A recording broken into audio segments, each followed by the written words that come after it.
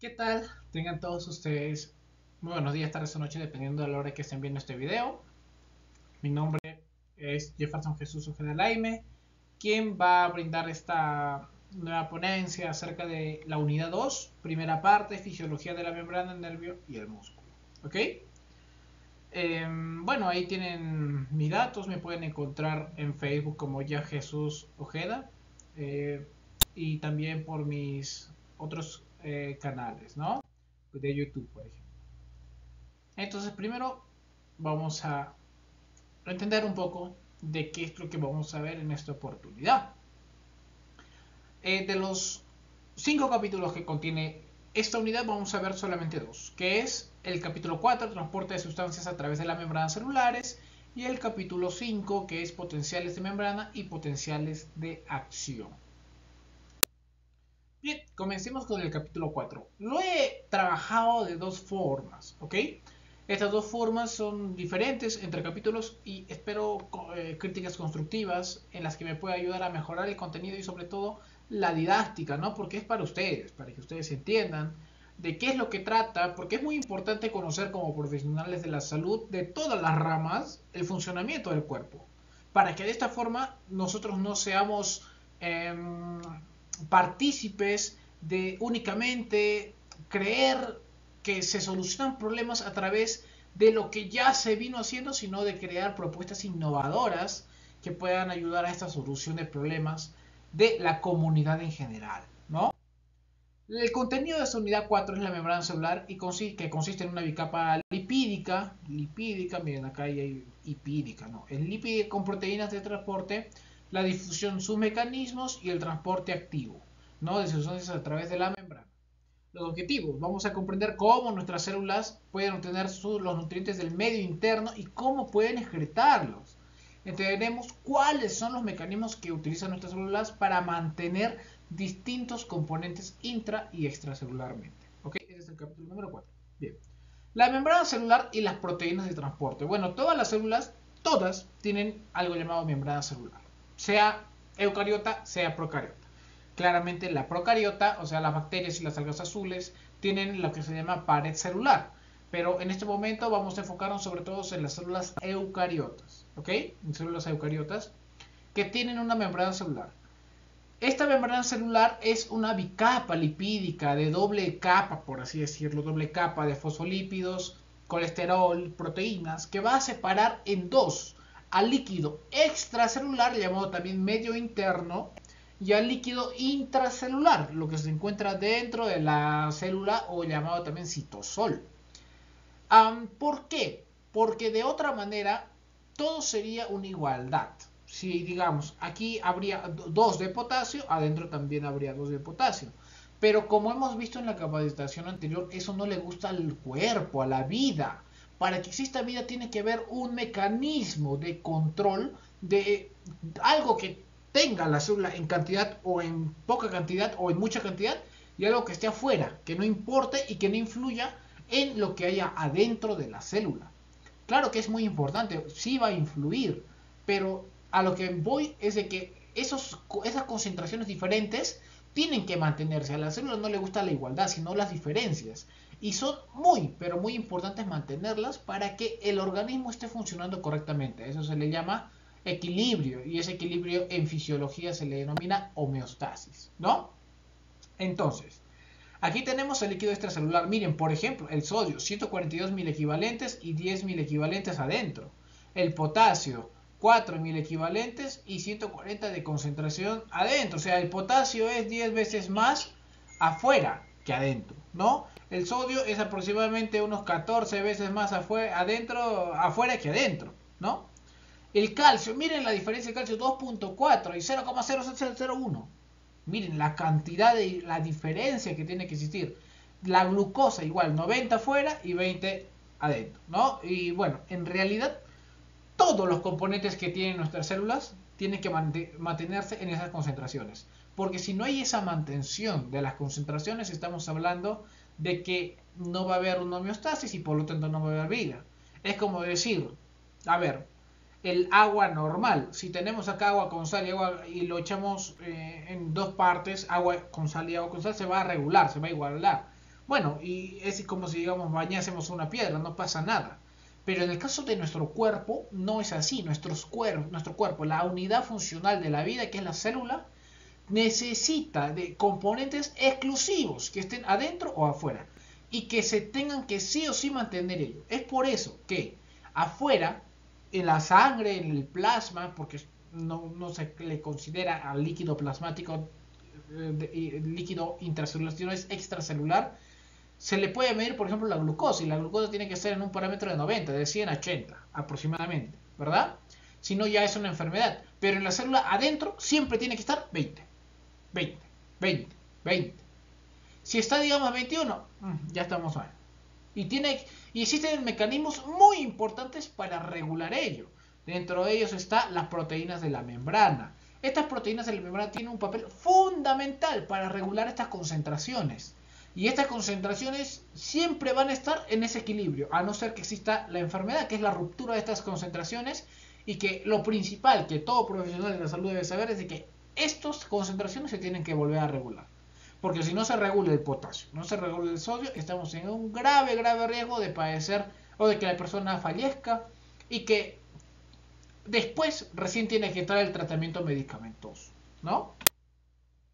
Difusión frente al transporte activo. Muy bien, la difusión y el transporte activo son dos procesos muy importantes que van a realizarse gracias a proteínas transportadoras o gracias al pase del normal o directo de parte del líquido extracelular al líquido intracelular por la bicapa lipídica, ¿no? Bueno, el transporte o la difusión se puede dividir en dos, la difusión simple y la difusión facilitada. ¿Qué es bueno, en sí la difusión se refiere a un movimiento molecular. ¿Qué quiere decir? En otras palabras, de que las moléculas, los iones, los aminoácidos, todo lo que pueda difundir internamente a la célula, tiene que estar en mayor concentración en una parte de la célula, extracelular o intracelularmente, pero tiene que estar en mayor concentración. Y la difusión se refiere a ese fluido, a que va a difundir por gracias al gradiente ese componente, ese ion, ¿no? Sin embargo, el transporte activo no es así. El transporte activo va a contragradiente.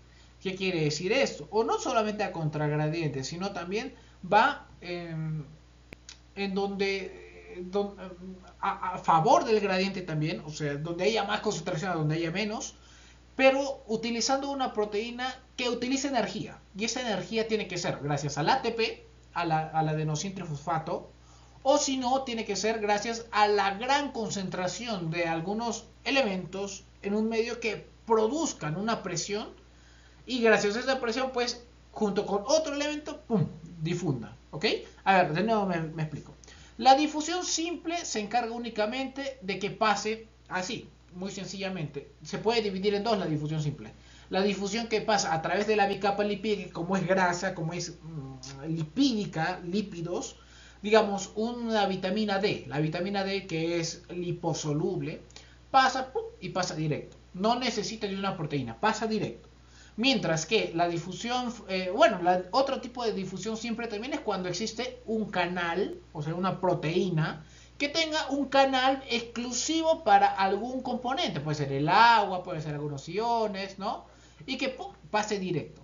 Mientras que la difusión facilitada ya es un poco más complejo, ¿no? Es cuando, digamos, ponte el cloro, pónganse así, ¿ya? No me estoy refiriendo exactamente al cloro.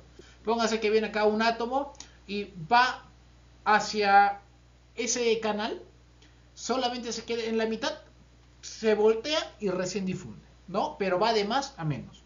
Y bueno, lo que es el transporte activo es ya, digamos, con bombas. ¿Cómo es bombas? Cuando utiliza energía, pues existe un cambio conformacional, ¡bum!, se voltea y sale y entra. O si no, entra y salen los iones, los átomos, ¿verdad?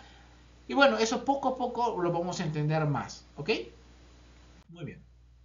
Hablemos un poco de la difusión. Bueno, todas las moléculas están en movimiento constante.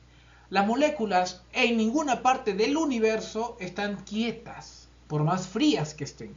¿Pero por qué? Porque el movimiento es producto de la excitación molecular. Y gracias a una mayor excitación es que existe un mayor calor. En otras palabras, el calor no es más que la mayor excitación o el mayor movimiento de estas moléculas en un volumen, en una superficie, en un volumen, ¿no? Entonces, por ejemplo, cuando tenemos agua en estado sólido, por más que esté en estado sólido, se siguen moviendo las moléculas. ¿Saben cuándo se deja de mover? A los menos 273 grados Celsius. ¿Y qué es esa temperatura? El cero absoluto. Absoluto, ¿no? El cero absoluto.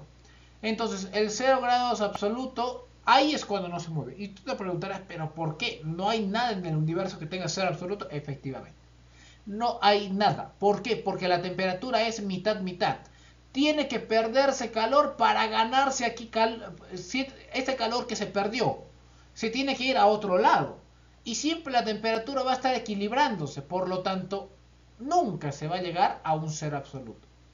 Entonces, como hay movimiento de partículas, pues hay calor. Y sí, por eso es que estamos a 0 grados. 0 grados no es lo mismo que decir cero absoluto. Me recuerda, cero absoluto es menos 273 grados. Entonces, cuando estamos en 0 grados, sí estamos en presencia de un calor.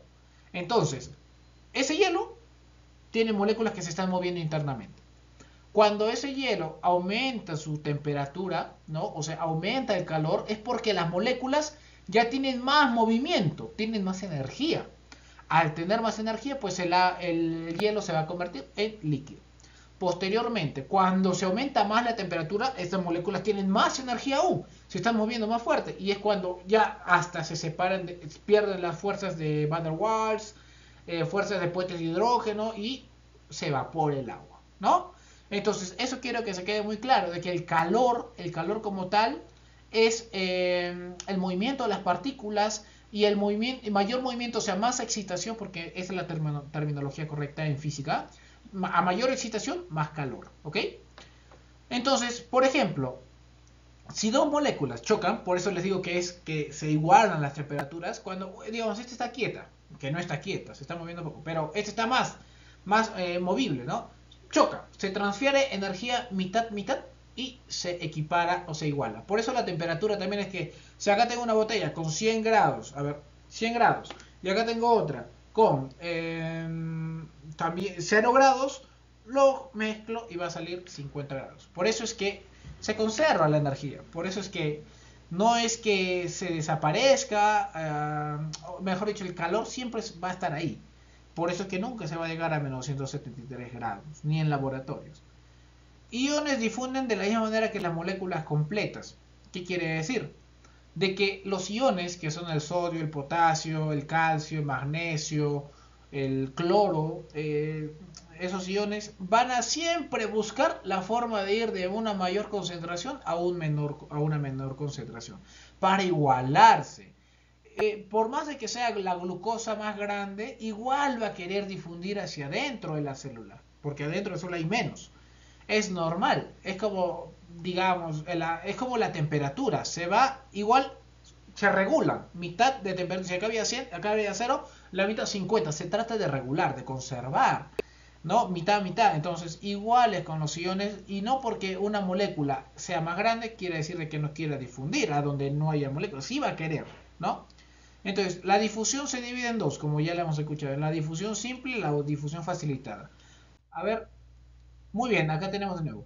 ¿Qué es la difusión simple? Pues la difusión simple puede tener dos rutas, a través de los intersticios, que es, en otras palabras, a través de la bicapa lipídica, o mediante una proteína de canal, que es esta de acá, la que vemos aquí, en el lado izquierdo mío, no sé si es su izquierda.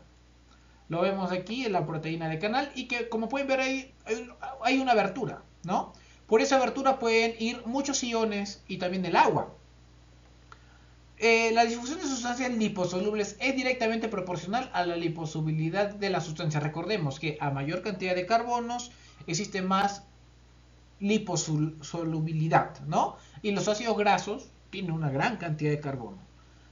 Algunos iones como el nitrógeno, el anhídrido carbónico y el colesterol también usan este mecanismo. O sea, el oxígeno no va a pasar por un canal, sino como es también, podríamos llamarle liposoluble, pasa directo el oxígeno, ¿no? A través de la membrana. La difusión del agua, más bien sí, porque esta membrana, esta capa lipídica, tiene cuerpos hidrofóbicos, que son los que están acá, y hidrofílicos, que son las cabecitas que están en la parte superior. Y acá está el H2O. Acá también hay H2O. Pero este agua no puede pasar por aquí directamente porque este de acá lo va a repeler. Esta es una capa que va a repeler esta agua. Entonces el agua va a utilizar otros canales proteicos que se les va a llamar acuoporinas, que se ha descubierto hace poco nada más. Estas acuoporinas son muy importantes porque van a hacer que el agua fluya a través de la membrana por estos canales. ¿Ok? Y la capacidad de ingreso de estas acuoporinas a los canales es muy interesante porque suponte de que este es un canal. A ver, lo voy a dibujar acá. Este es una proteína que tiene aquí un canal, ¿no? ¿Sabían ustedes de que el agua, este canal es tan específico para el agua que ingresa de una molécula en agua en una molécula? No puede ingresar dos, ingresa una por una. Y también la urea es bien chiquitita. Pero por más chiquitita que sea, es solamente 20% más grande que el agua. 20%, o sea, minúscula. Por más que eso, la capacidad de que pase por aquí agua es de 1000 a 1. O sea, por cada 1000 moléculas de agua pasa solo una urea. Por más que sean idénticas, pero un poquito más grandes es la urea. Así de específicos son los canales proteicos, como por ejemplo la acuoporina, ¿no? Entonces es sorprendente que el paso de una sola molécula de agua vaya por ese canal. Y también de que no permite el paso de otros iones. Y ahorita vamos a ver un poco más acerca de lo que significa especificidad, ¿ok? Bien, vayamos a lo que son los canales proteicos.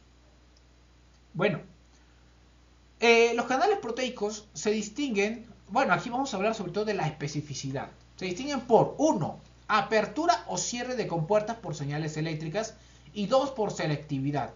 Esta selectividad es la que les estoy mencionando, de que es único, digamos, de la acuoporina, que solo pase el agua. Y que si quiere pasar la urea, pasa una por cada 1000. ¿Ok? A ver, hablemos un poco de las activaciones de los canales proteicos. ¿Ok? Por ejemplo, las acuoporinas están siempre abiertas, sí, están siempre abiertas. Pero hay otros canales, como son los canales de sodio, potasio, de calcio y otros iones, que se activan mediante el voltaje. ¿Qué es el voltaje? Es cuando la membrana celular se despolariza. ¿Qué quiere decir? De que llega a carga neutra, o sea, al 0 voltios, milivoltios, y es donde puede tener la facilidad de, por ejemplo, abrir canales. Pónganse de que aquí hay una barrera, ¿ok? Que sí, la hay. Esta barrera lo que hace es que no pase ningún ion, pero si existe un aumento de voltaje, porque lo normal en una célula es que tenga menos 90 milivoltios, póngase de que bajó a menos 60. Pues se abre esta compuerta y pueden pasar los iones.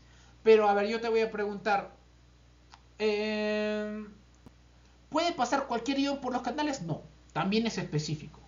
En los canales de sodio pasan solo sodio. Y en los canales de potasio pasan solo potasio.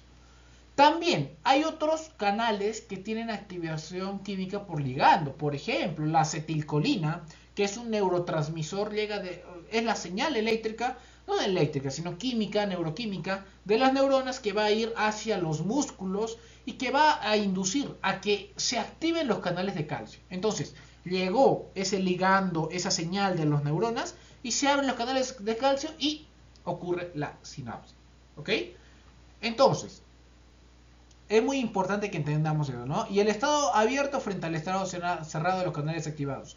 Bueno, cuando está cerrado, esta compuerta no deja pasar nada, ni una molécula. Pero cuando está activado, esta compuerta está así, está abierta. ¿Ok?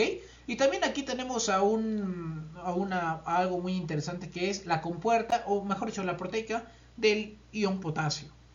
Obsérvense que existe aquí iones carboxilo, estos son iones carboxilo, que es un filtro de selectividad.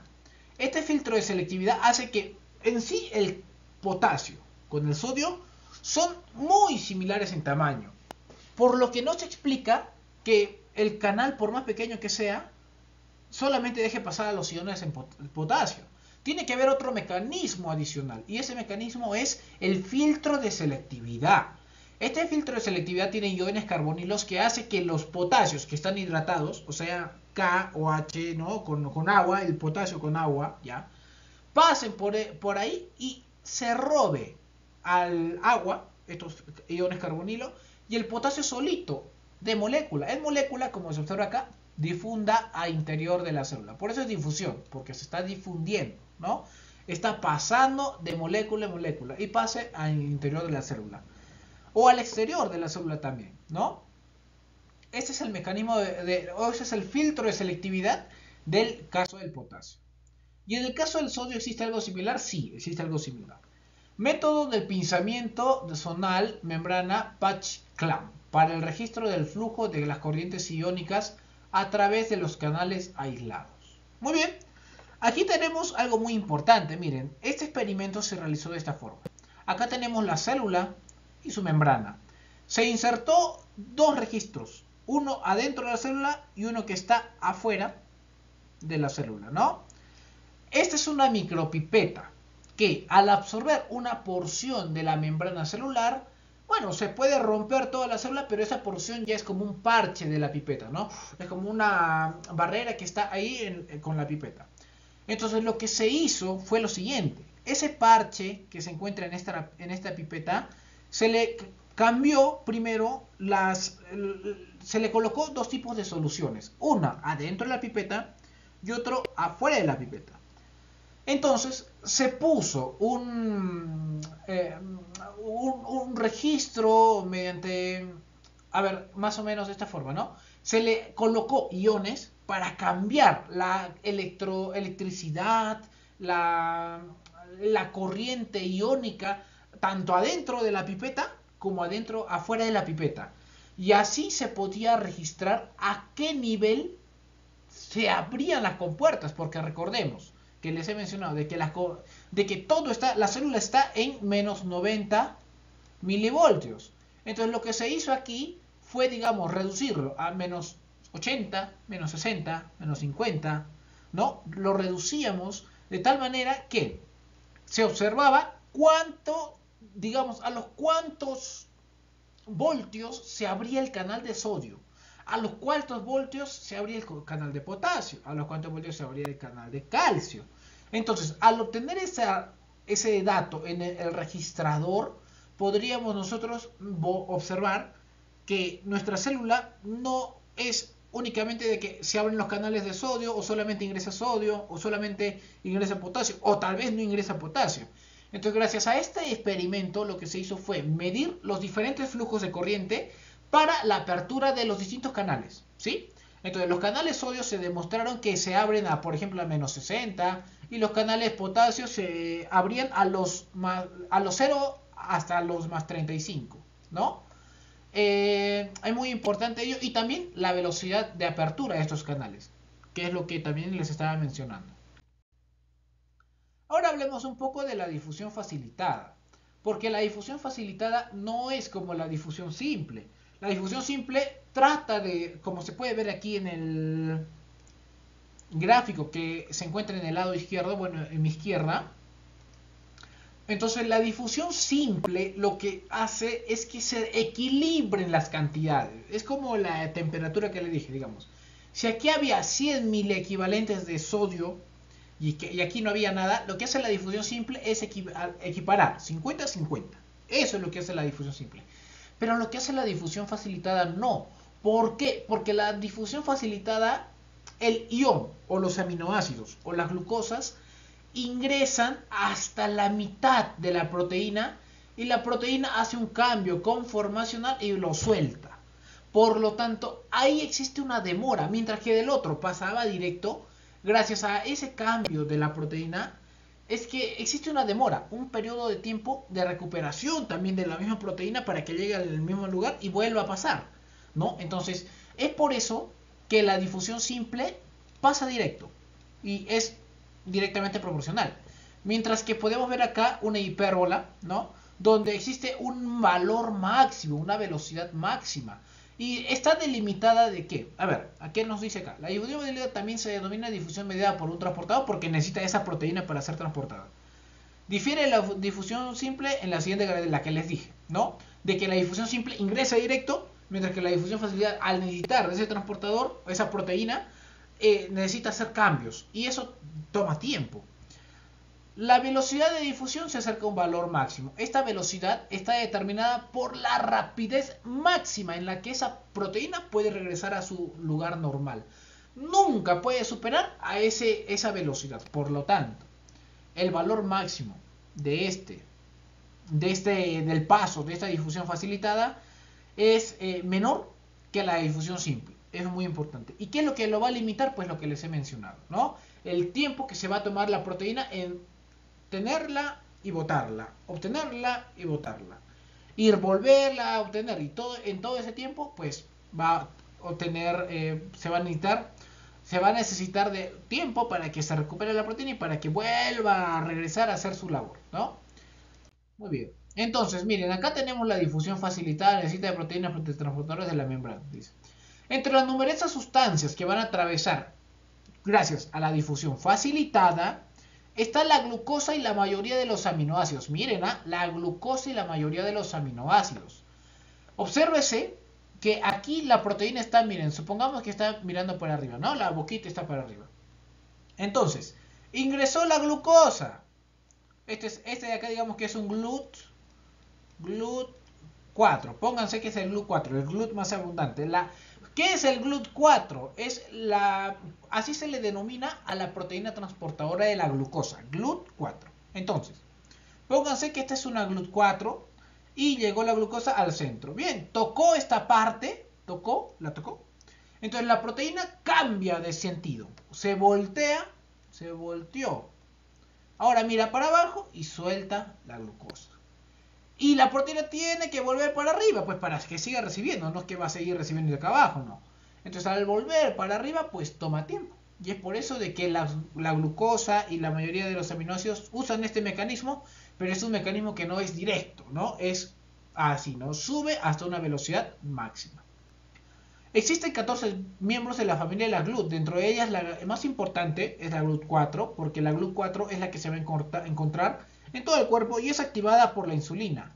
Gracias a la insulina, que es una hormona, un ligando, al unirse en un receptor, pónganse que está acá arriba, ¿ok?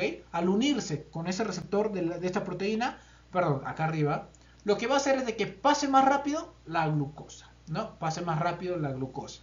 Al pasar más rápido, pues hay una mayor regulación y es por eso que la insulina es muy importante para la regulación de la glucosa.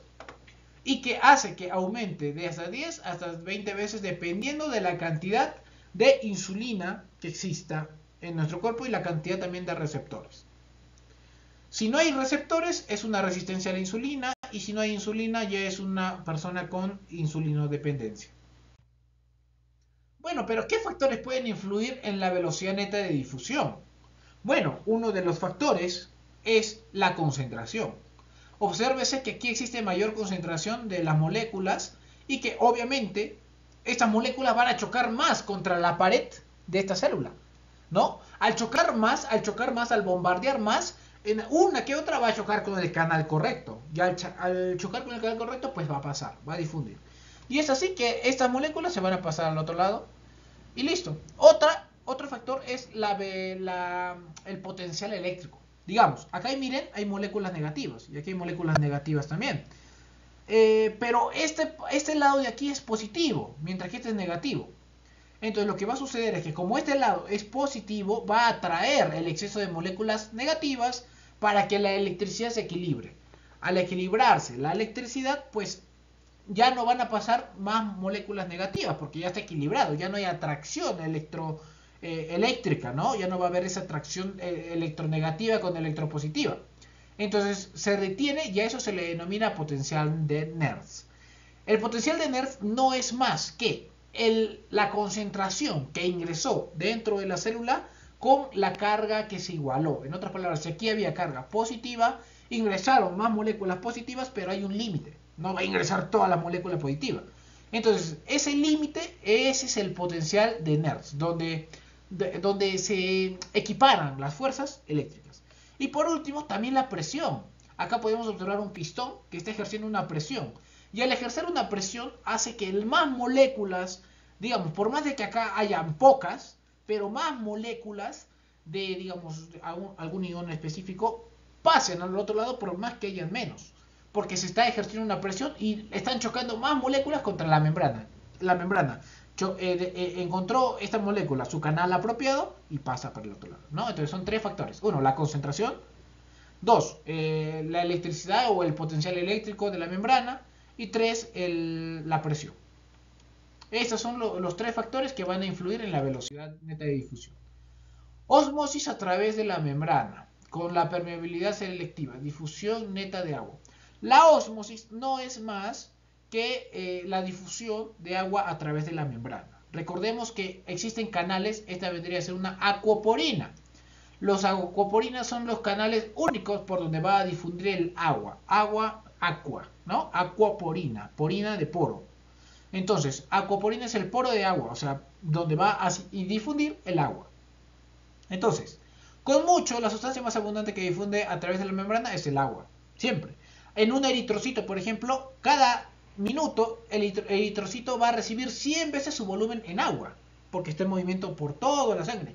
La pregunta es por qué no se hincha, porque así como que recibe, también se elimina. Entonces está en ese cambio constante, está en ese equilibrio constante, ¿verdad? En ciertas condiciones se puede producir una diferencia de concentración de agua a través de la membrana. Claro que sí. Supongamos que consumimos que ingresó más sodio al interior de la membrana y por lo tanto también tiene que ingresar mayor cantidad de agua. ¿Por qué? Porque el sodio tiene una capacidad de atraer moléculas de agua. Entonces, cuando existe esa diferencia de concentración de agua, lo que hace es que la célula se hinche o que se disminuya su tamaño. Se hinche o deplexa, ¿no? Entonces, esa deplexión produce la lisis celular y la muerte celular. Y ese hinchamiento también, ¿no? Entonces, para que todo esté regulado, pues ahí están las bonitas acuoporinas que van a estar fijando la cantidad de agua que exista dentro de la célula y que se van a activar según también lo que la célula requiera. Si se van a activar para botar agua o se van a activar para seguir obteniendo agua, ¿no? Para que se mantenga la homeostasis. Entonces, este proceso, este movimiento neto de agua se denomina ósmosis. Obsérvese también de que el agua es el único elemento que va a difundir siempre en una dirección donde haya menor concentración de agua. Y ustedes se preguntarán, sí, pero acá hay otras moléculas. No importa, por más de que haya sodio, por más que haya cloro, por más que haya potasio, por más que haya magnesio, lo que va a suceder es de que hace falta agua. Y al haber falta de agua, porque estamos hablando a nivel bioquímico, ¿no? Al haber muy pequeñito, al haber esa falta de agua, va a difundir el agua hasta llenarse. Y por más de que haya sodio, pues por el sodio se va a llenar aún más. Bueno, eso ya es la presión osmótica, pero ahorita estamos hablando de ósmosis. Ósmosis es el movimiento neto de las moléculas de agua de un gradiente de mayor concentración de moléculas de agua a un gradiente de menor concentración. La pregunta es, ¿aquí adentro hay mayor concentración de agua o menor? Menor. Por lo tanto, el agua va a difundir de esta forma. ¿Ok? Entonces, ahora vamos a introducirnos en otro término, la presión osmótica. ¿Qué es la presión osmótica? Pues la presión osmótica es la presión necesaria para detener la difusión de agua desde donde hay más cantidad de agua hasta donde hay menos. Recordemos que, miren, aquí había mayor concentración de iones, ¿no? Pero había menos concentración de agua. Bueno, lo que sucede a nivel bioquímico no es como lo vemos nosotros de manera macroscópica. Lo que sucede a nivel bioquímico es que por más que acá hayan iones, por más, el agua sí tiene que difundir para que acá haya 50% de agua y acá también haya 50% de agua. Pero no parece, porque miren, a nosotros podemos engañarnos, porque acá parece que hay más agua. No, en realidad hay 50% de agua. Lo que sucedió es que aquí existen iones, ¿no? Iones. Y estos iones no van a ejercer nada de presión para con el agua. Bueno, sí ejercen presión, pero el agua va a tener que difundir, porque al agua le va a gustar de que acá haya 50% y acá haya 50%. Entonces, cuando ya se detuvo la difusión de agua gracias, uno, a los iones que se encuentran acá, y dos, gracias a la estabilización del mismo agua, existe una presión mayor en esta zona de acá, en esta zona hay mayor presión que en esta. Porque recordemos que la presión es la cantidad de fuerza por área, ¿no? Entonces aquí va a haber más presión porque pues hay más líquido de agua, tan similares, pero también hay iones. Entonces esa presión que va a decirle, oye, ya no pases más agua, a eso se le denomina presión osmótica. La ósmosis de agua desde la cámara B hacia la cámara A hace que los niveles de las columnas de líquidos se separen cada vez más. Esta separación es lo que podemos observar, Esa diferencia de presión a través de la membrana es igual a la presión osmótica de la solución que contiene el soluto no difusible. Miren, de nuevo. Esta diferencia de presión a través de la membrana en este punto es igual a la presión osmótica de la solución que contiene el soluto no difusible. O sea, son iguales sus presiones, de acá con acá. La cosa está en por qué acá hay más presión, hay igual presión que esta. Porque el agua sigue siendo la misma cantidad.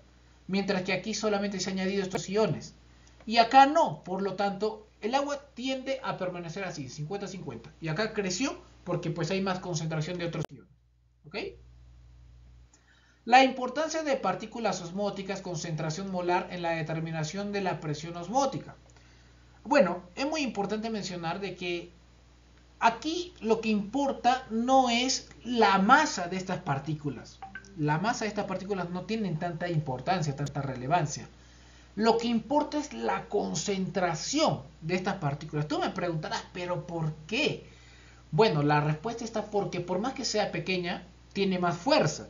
No más fuerza, sino tiene más energía. A más pequeña es más energía. Pero a más grande, menos energía, pero también va. Y si hacemos un choque entre esta pequeña, pero que tiene más energía, con esta más grande, que tiene menos energía, se chocan, son iguales.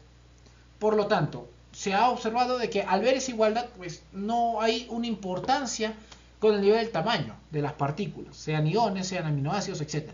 Sino lo importante es la concentración de estas partículas. En este caso, cuánto de sodio hay aquí, cuánto de cloro hay aquí, cuánto de potasio hay aquí.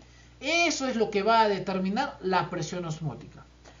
Muy importante también es decir, de que, y esto lo voy a hacer también aparte, porque es muy importante que sepamos cómo se mide la osmolaridad.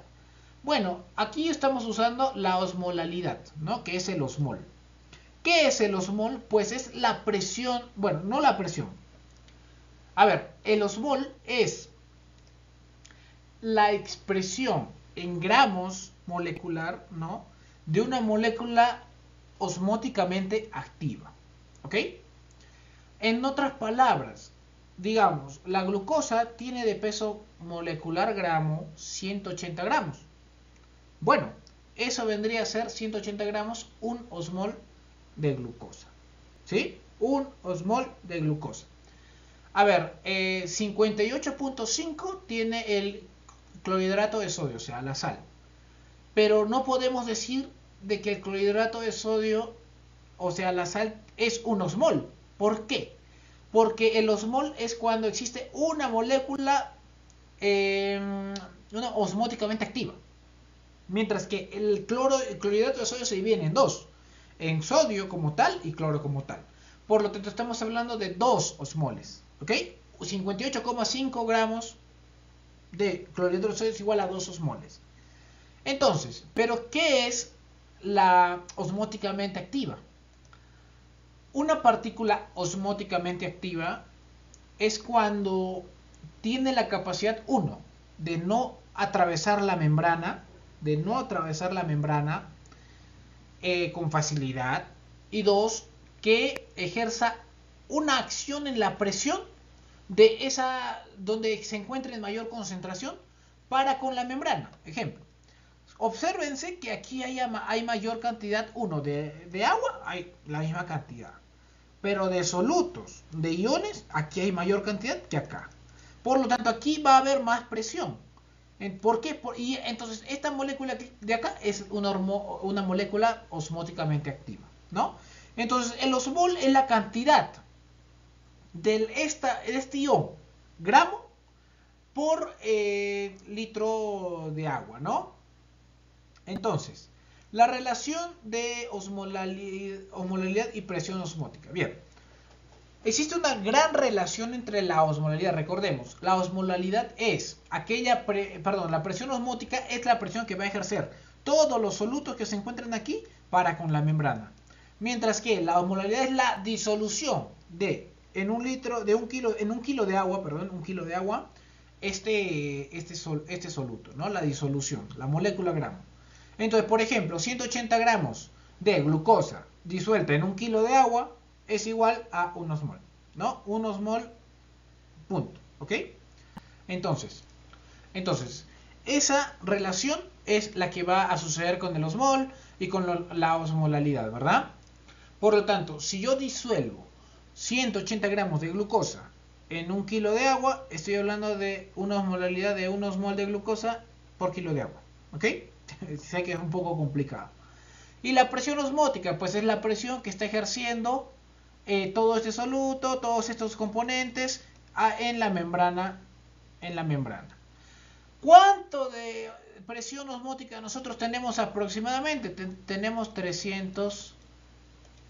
No, me estoy confundiendo. No es 300. 300. Lo que sucede es que, a ver, normalmente nosotros tenemos 300 miliosmoles en nuestro organismo. O sea, esa es la cantidad de concentración que tenemos aproximadamente dentro de la célula. 300 miliosmoles, pero la presión es de 19,300 miligramos de mercurio. Esa es la presión, esa es la cantidad de presión.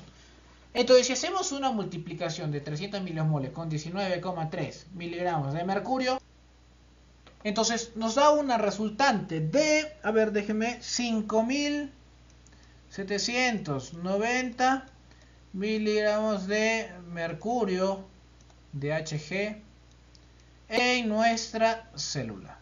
Entonces, esta es la presión, 5.790 miligramos de mercurio en nuestra célula. Entonces, recapitulando rápidamente, para ya pasar a la siguiente.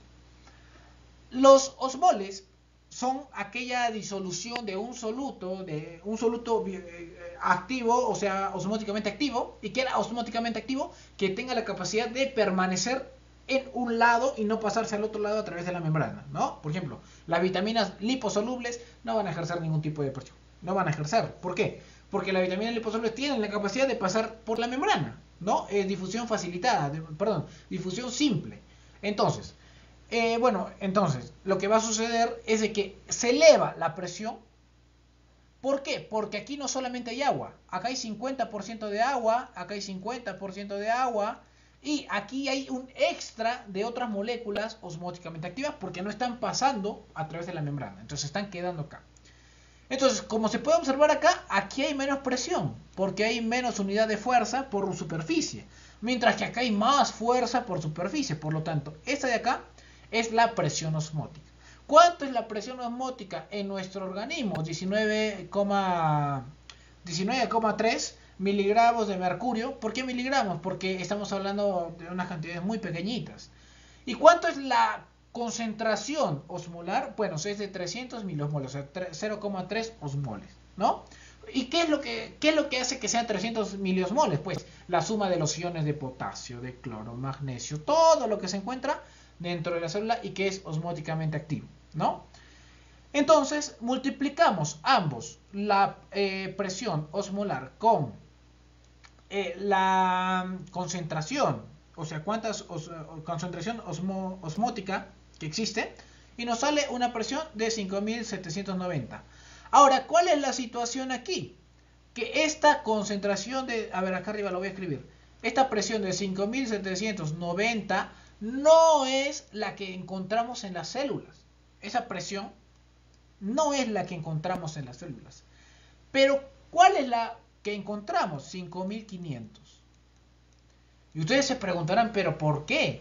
Ya, la respuesta está porque en las células todo el cloro y el sodio no está disuelto. hay partes de cloro y sodio que todavía están juntos, dentro de la célula, porque iónicamente se atraen. Entonces, al no estar sueltos, esa partícula ya no es dos partículas osmóticas, sino solamente es una. Por lo que esta concentración baja. Y al bajar, pues esto también, este resultante también va a bajar. Entonces, encontramos que tiene 5800 máximo. Máximo de presión osmolar. ¿Ok? Muy bien, entonces es por eso que nosotros usamos el término osmolalidad. Osmolalidad. Pero ahora se ha acuñado otro término, que es la osmolaridad. ¿Qué es la osmolaridad? Ya no es la cantidad de soluto o de moléculas osmóticamente activas, la concentración, gramo molecular, en un kilo de agua. Porque no se ha visto que no es tan propicio trabajar con ese indicador, sino que para medir líquidos nosotros ¿qué usamos? El litro. El litro. Entonces, el término osmolaridad se utiliza para la disolución de una molécula osmóticamente activa en peso molecular gramos, o sea, digamos 180 gramos. 180 gramos de glucosa, porque es lo que pesa la glucosa en gramo por mol, ¿no? 180 gramos he disuelto en cuanto en un litro de agua. O sea, solamente hemos cambiado el kilo por el litro, ¿no? La osmolaridad era 180 gramos en un kilo de agua. Ahora la osmolaridad es en un litro de agua. ¿Y hay una variación? Sí, una variación del menos del 1%. Por lo tanto, es un término que es mejor aceptado por la comunidad en general. Transporte activo de sustancias a través de la membrana. Muy bien. El transporte activo a través de sustancias a través de la membrana se puede dividir en dos, el transporte activo primario y el transporte activo secundario. El transporte activo primario es aquel transporte que utiliza una proteína y que va contra gradiente, mientras que el transporte y usa energía. Mientras que el transporte activo secundario es cuando existe una mayor concentración de un ion y que va a difundir gracias a esa presión o ese exceso de concentración hacia el interior, pero llevando consigo a otra molécula. O sea, uno usa la adenosina trifosfato, que es el ATP, y el otro utiliza la cantidad o la concentración de la sustancia y que quiere difundir hacia adentro y por lo tanto se aprovecha para que pueda difundir junto con él otra molécula. ¿Ok? Entonces, el transporte activo, diferentes sustancias se van a transportar activamente a través de al menos algunas membranas celulares que incluyen los iones sodio, potasio, calcio, hierro, hidrógeno, cloruros, yoduro, urato. A ver, pregunta, ¿cómo era? ¿Quién difundía a través de la difusión facilitada? La glucosa y la mayoría de los aminoácidos. Pero a través de la difusión facilitada, la difusión simple, las vitaminas, algunos iones y a través del transporte activo sobre todo lo que son iones. ¿Ok? No solo también iones, también moléculas de glucosa y algunos aminoácidos también. Bueno, ya se les va a explicar con mejor detenimiento. Observen acá, la bomba de sodio-potasio. Acá tenemos a nuestra bonita bomba de sodio-potasio, ¿no? En el lado izquierdo mío, no sé qué lado de ustedes. También izquierdo, ¿verdad? Entonces, aquí vemos que el proceso donde se bombea el sodio y el potasio es de 3x2. Salen 3 sodios e ingresan 2 potasios, ¿no? Esto hace que exista una... Bueno, describamos un poquito la proteína. Bueno, la proteína, la bomba sodio-potasio, tiene dos unidades principales, la unidad A y la unidad B.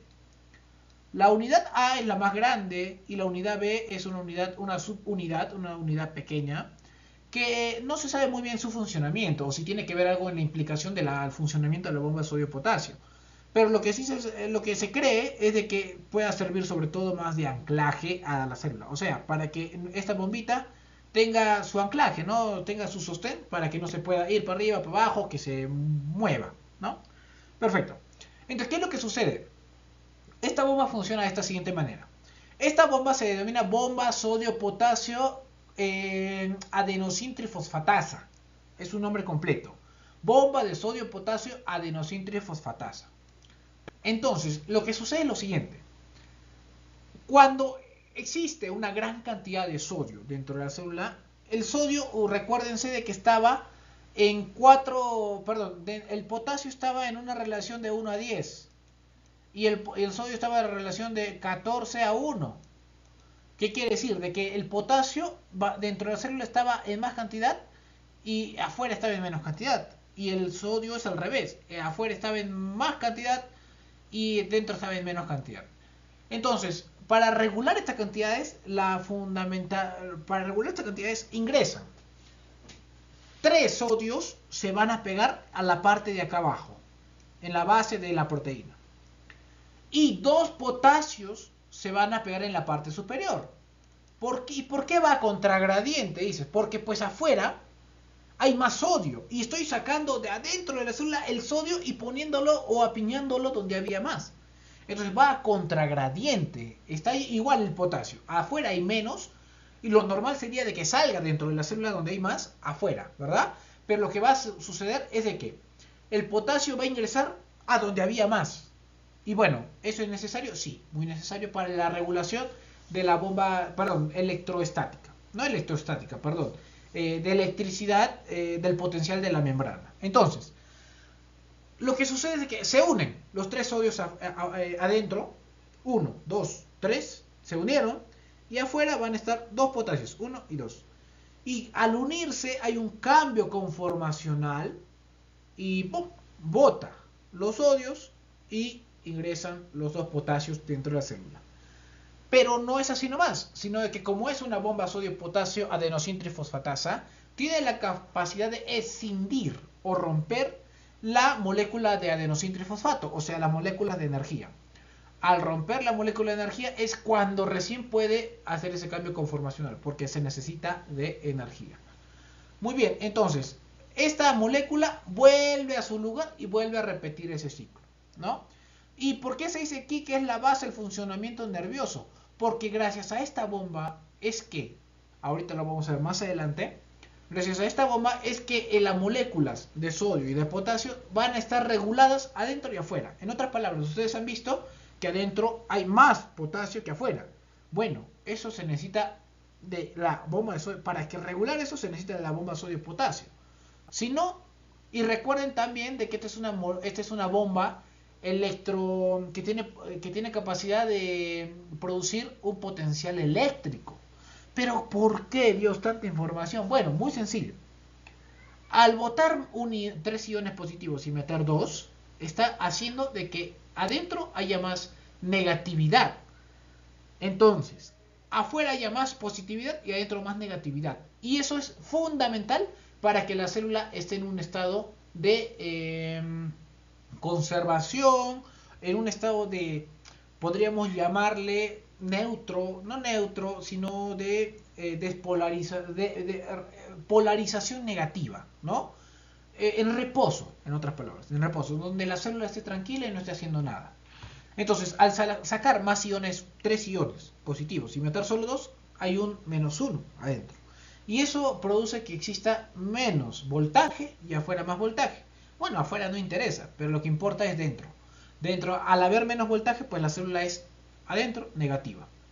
Entonces, es por eso que es muy importante esta bomba sodio-potasio, porque no solo regula la concentración de los iones, sino que también tiene una capacidad de producir electricidad a través de un potencial de membrana, donde adentro esté negativo y afuera esté positivo. Lo más importante es adentro, porque al estar negativo, al estar con menos 90, recordemos nuevamente, lo voy a repetir, al estar con menos 90 milivoltios, quiere decir que la célula está en reposo, está en calma. ¿Ok?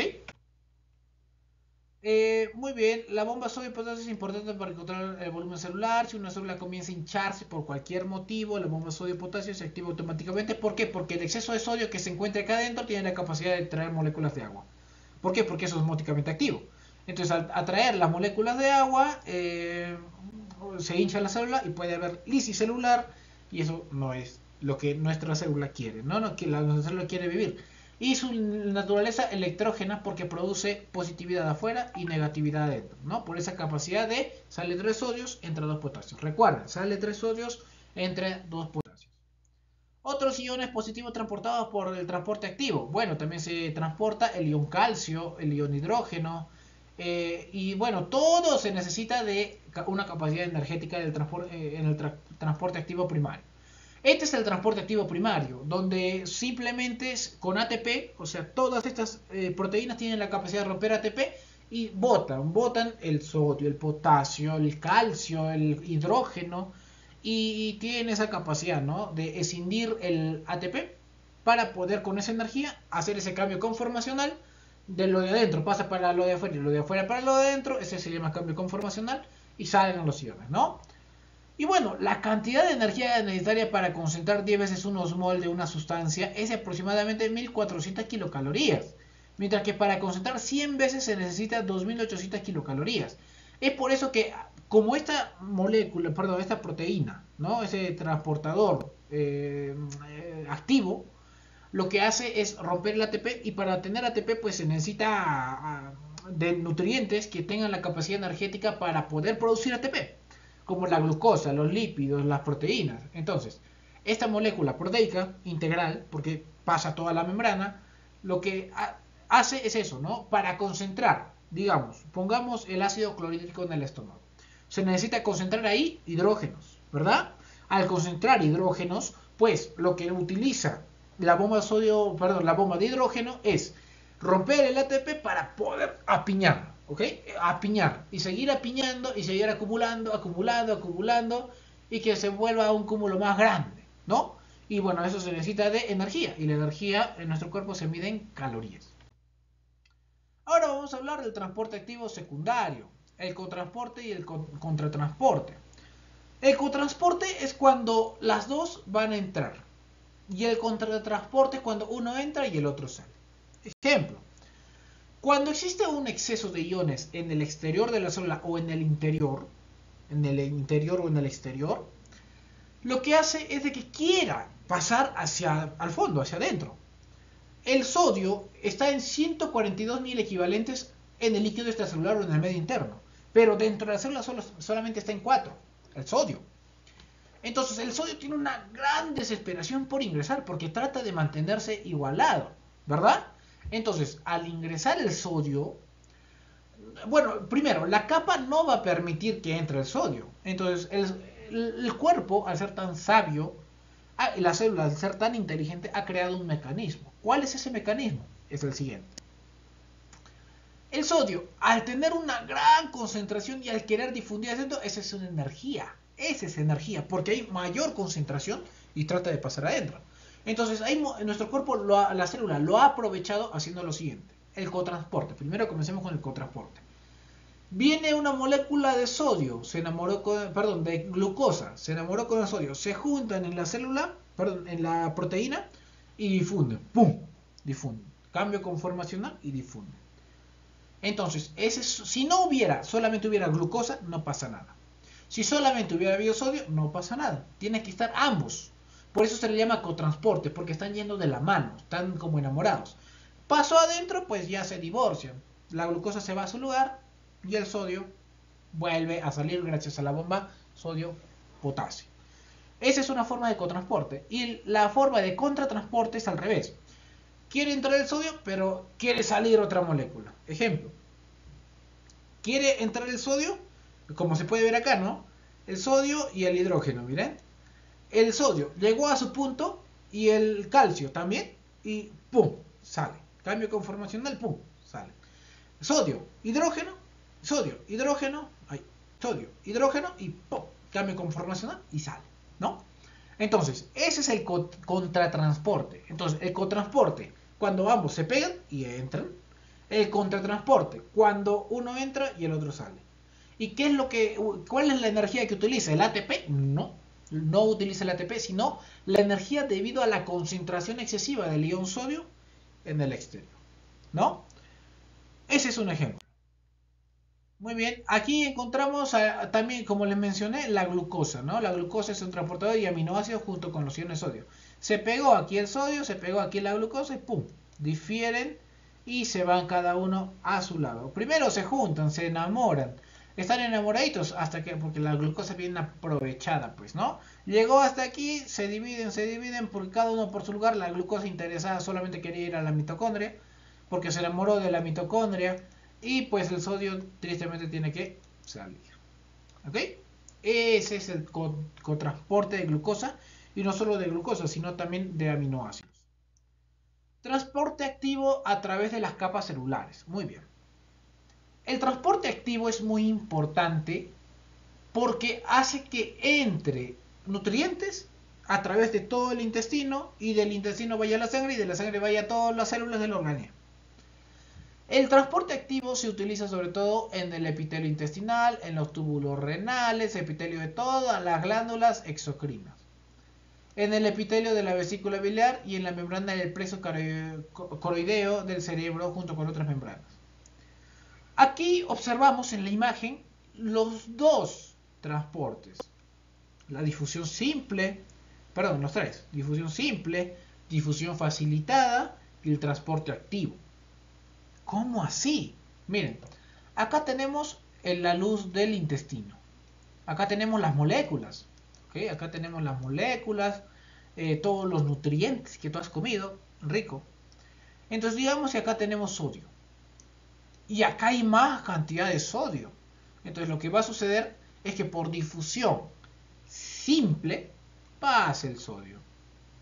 Paso aquí. ¿No? Pasó aquí el sodio.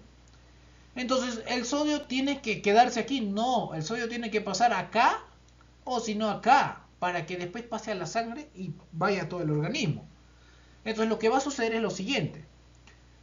Como aquí hay gran cantidad de sodio, lo que va a suceder es de que en la bomba sodio-potasio y también, claro, la bomba de sodio-potasio va a ¡pum! Acumular más sodio para que el sodio ya no esté dentro de la célula, dentro del enterocito y pase hacia la luz ya directamente de los capilares sanguíneos, del plasma y vaya a todo el organismo, ¿no? Entonces aquí ya se está usando dos. Mire, acá también puede haber una gran cantidad de sodio, por lo tanto ya se utilizaría el transporte activo.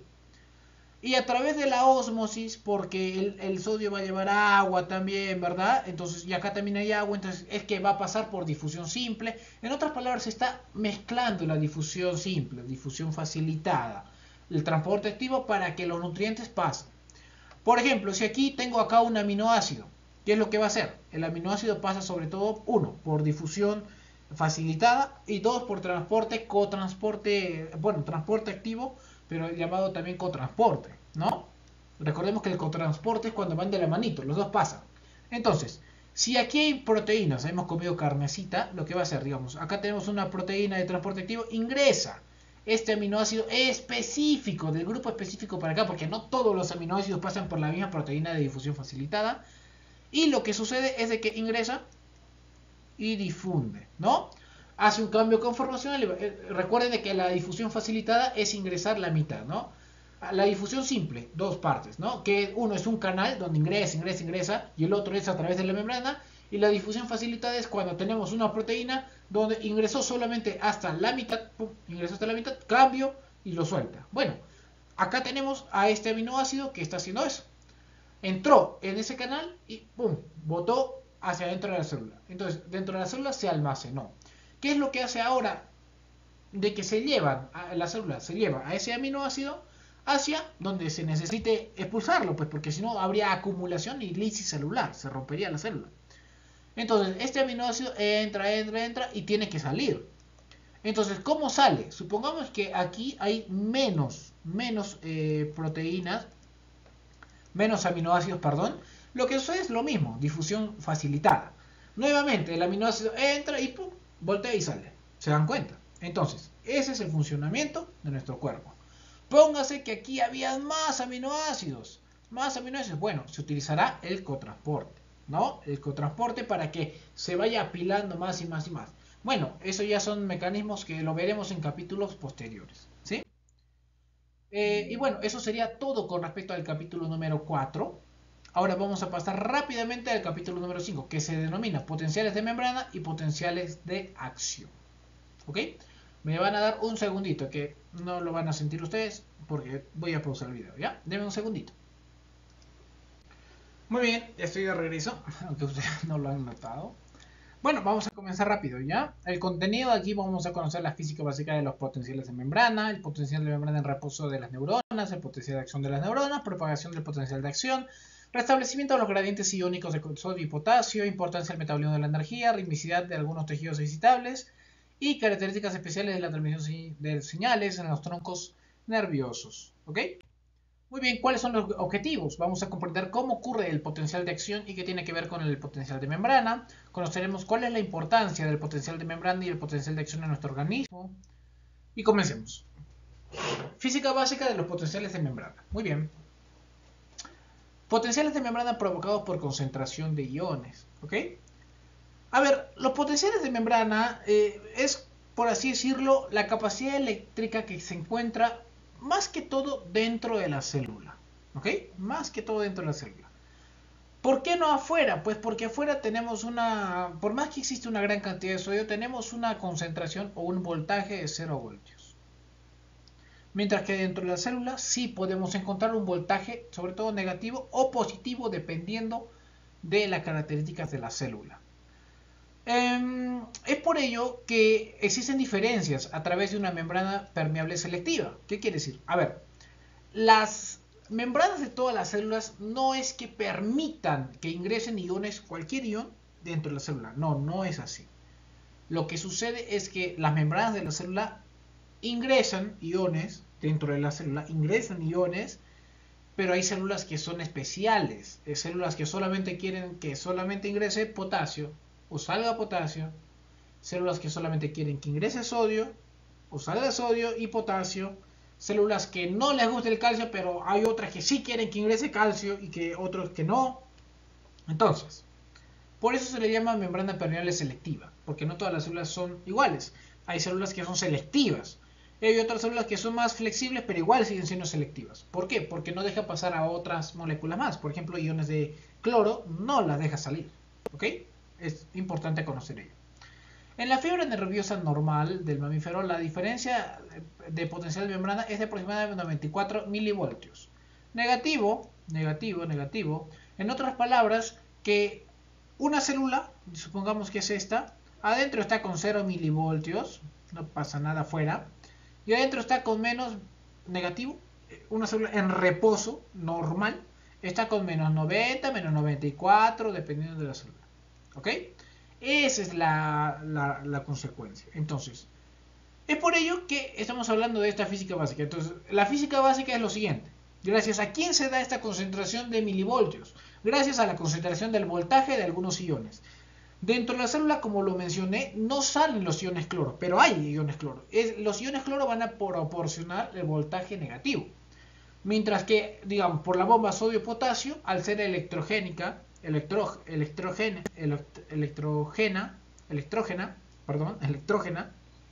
hace que salga 2 sodios e ingrese 2 potasios. Por lo tanto, está habiendo una deficiencia de un ion positivo. Por lo tanto, los negativos abundan y los positivos se reducen. ¿Se dan cuenta?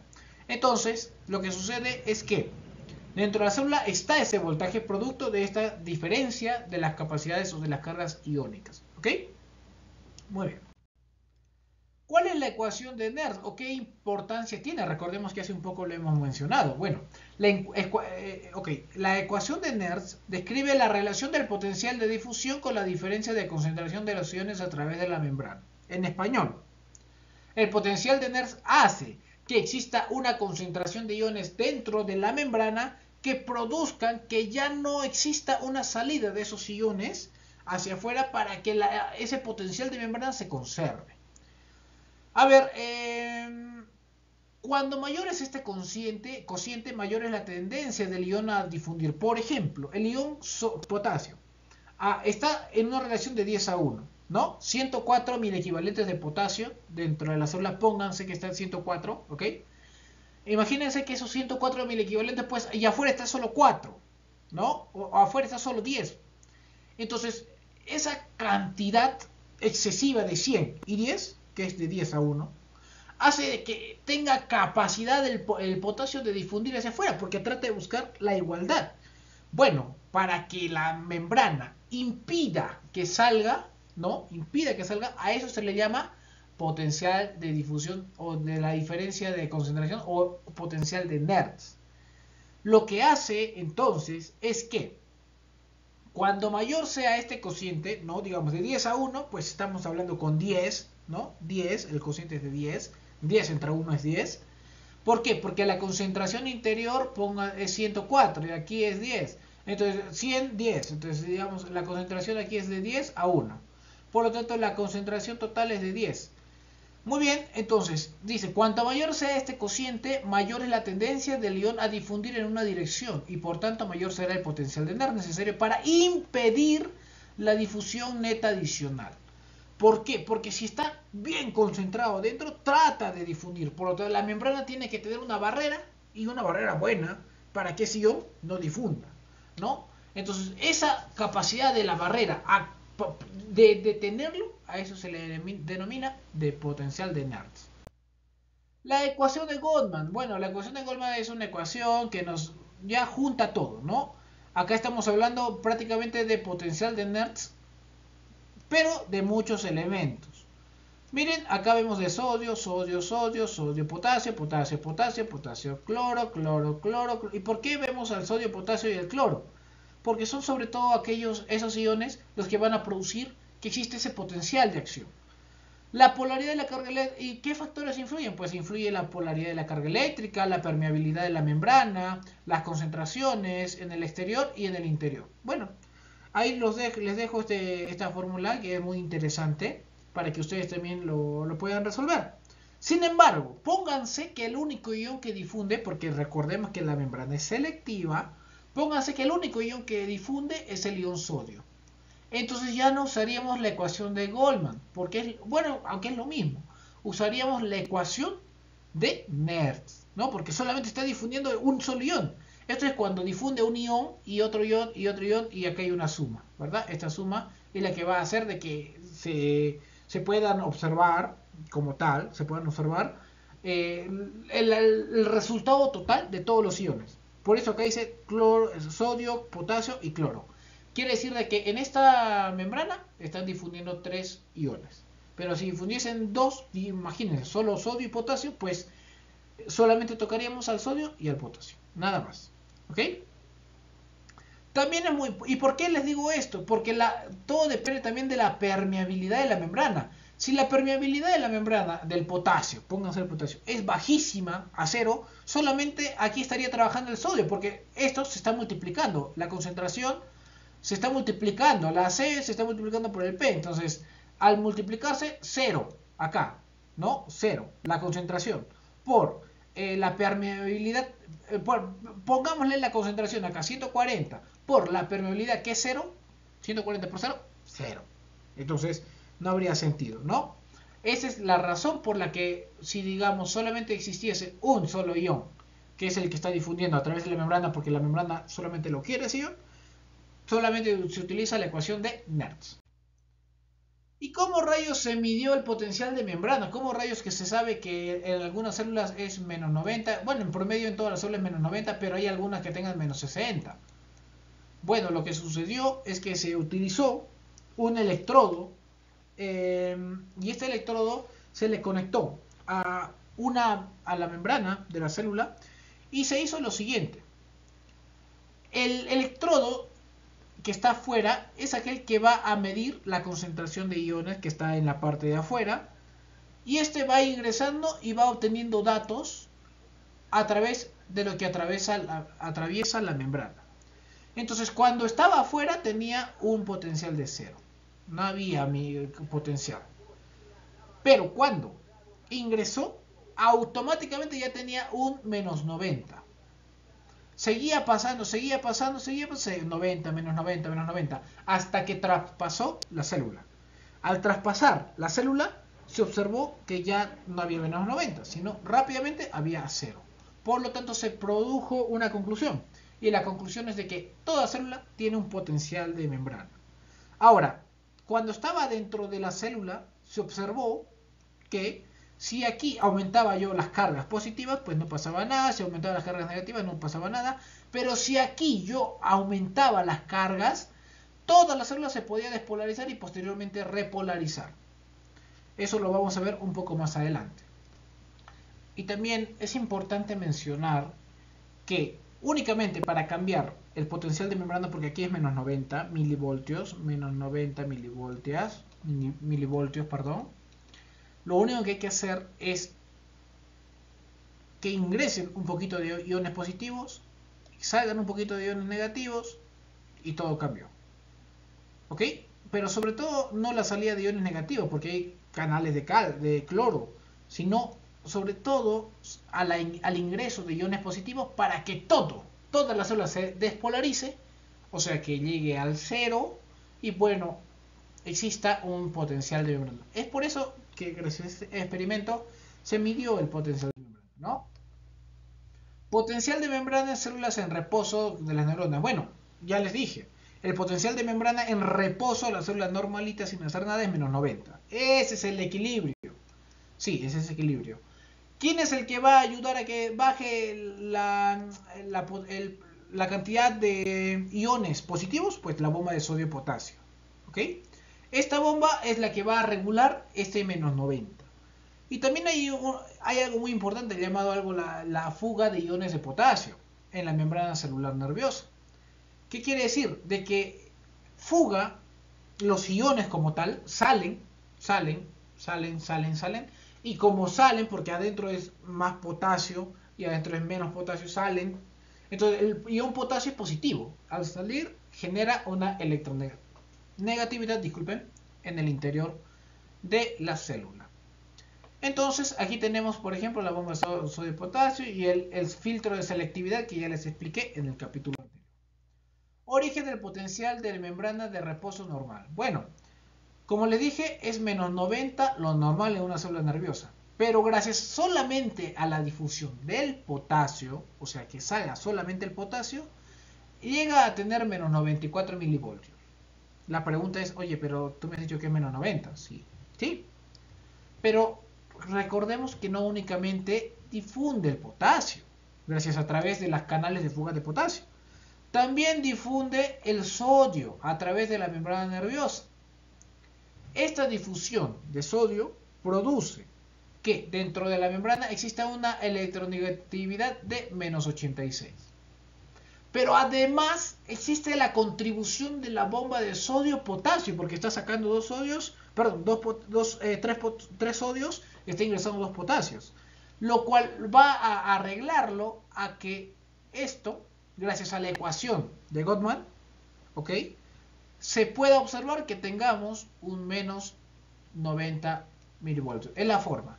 Si solamente hubiese permeabilidad solo del potasio, habría menos 94. Si habría solo del potasio y del sodio, menos 86. Pero como también hay bombas de potasio y sodio, entonces tenemos menos 90. Ahí tenemos el menos 90. Ese es el origen del potencial de membrana en el reposo normal. Menos 90. ¿Ok? Potencial de acción en las neuronas.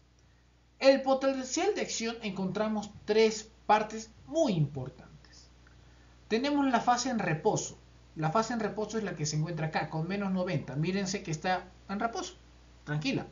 Fase de despolarización. ¿Por qué despolarización? Porque está ahorita la célula polarizada negativamente.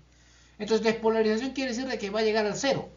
Pero a veces llega más. ¿Por qué? Porque en la fase de despolarización es que se abren súbitamente los iones de sodio.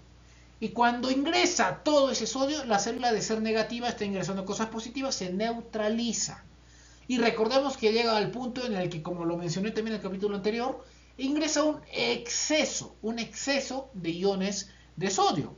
Al ingresar un exceso, pues se vuelve más positivo que el cero, o sea, se volvió a polarizar. A eso se le denomina sobreexcitación. Al llegar a este punto, que es la punta de espiga, tiene que encontrarse con una fase de repolarización para que vuelva a ser negativo. Se va a volver a repolarizar negativamente.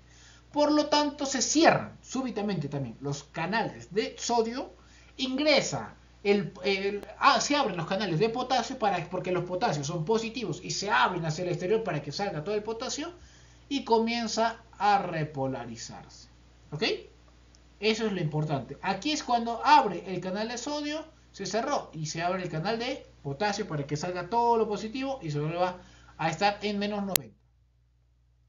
Canales de sodio y potasio activados por voltaje. Bueno, es muy importante mencionar de que los canales de sodio y canales de potasio no son así nomás que dejan salir o dejan entrar cuando les dé la gana a los iones de sodio y potasio respectivamente hablando. Lo que sucede es que existe una fuerza que es un voltaje de la membrana que va a inducir a que se abran las compuertas de los canales de sodio. Miren en la imagen, se puede observar que existen en el canal de sodio dos compuertas, una superior y una inferior.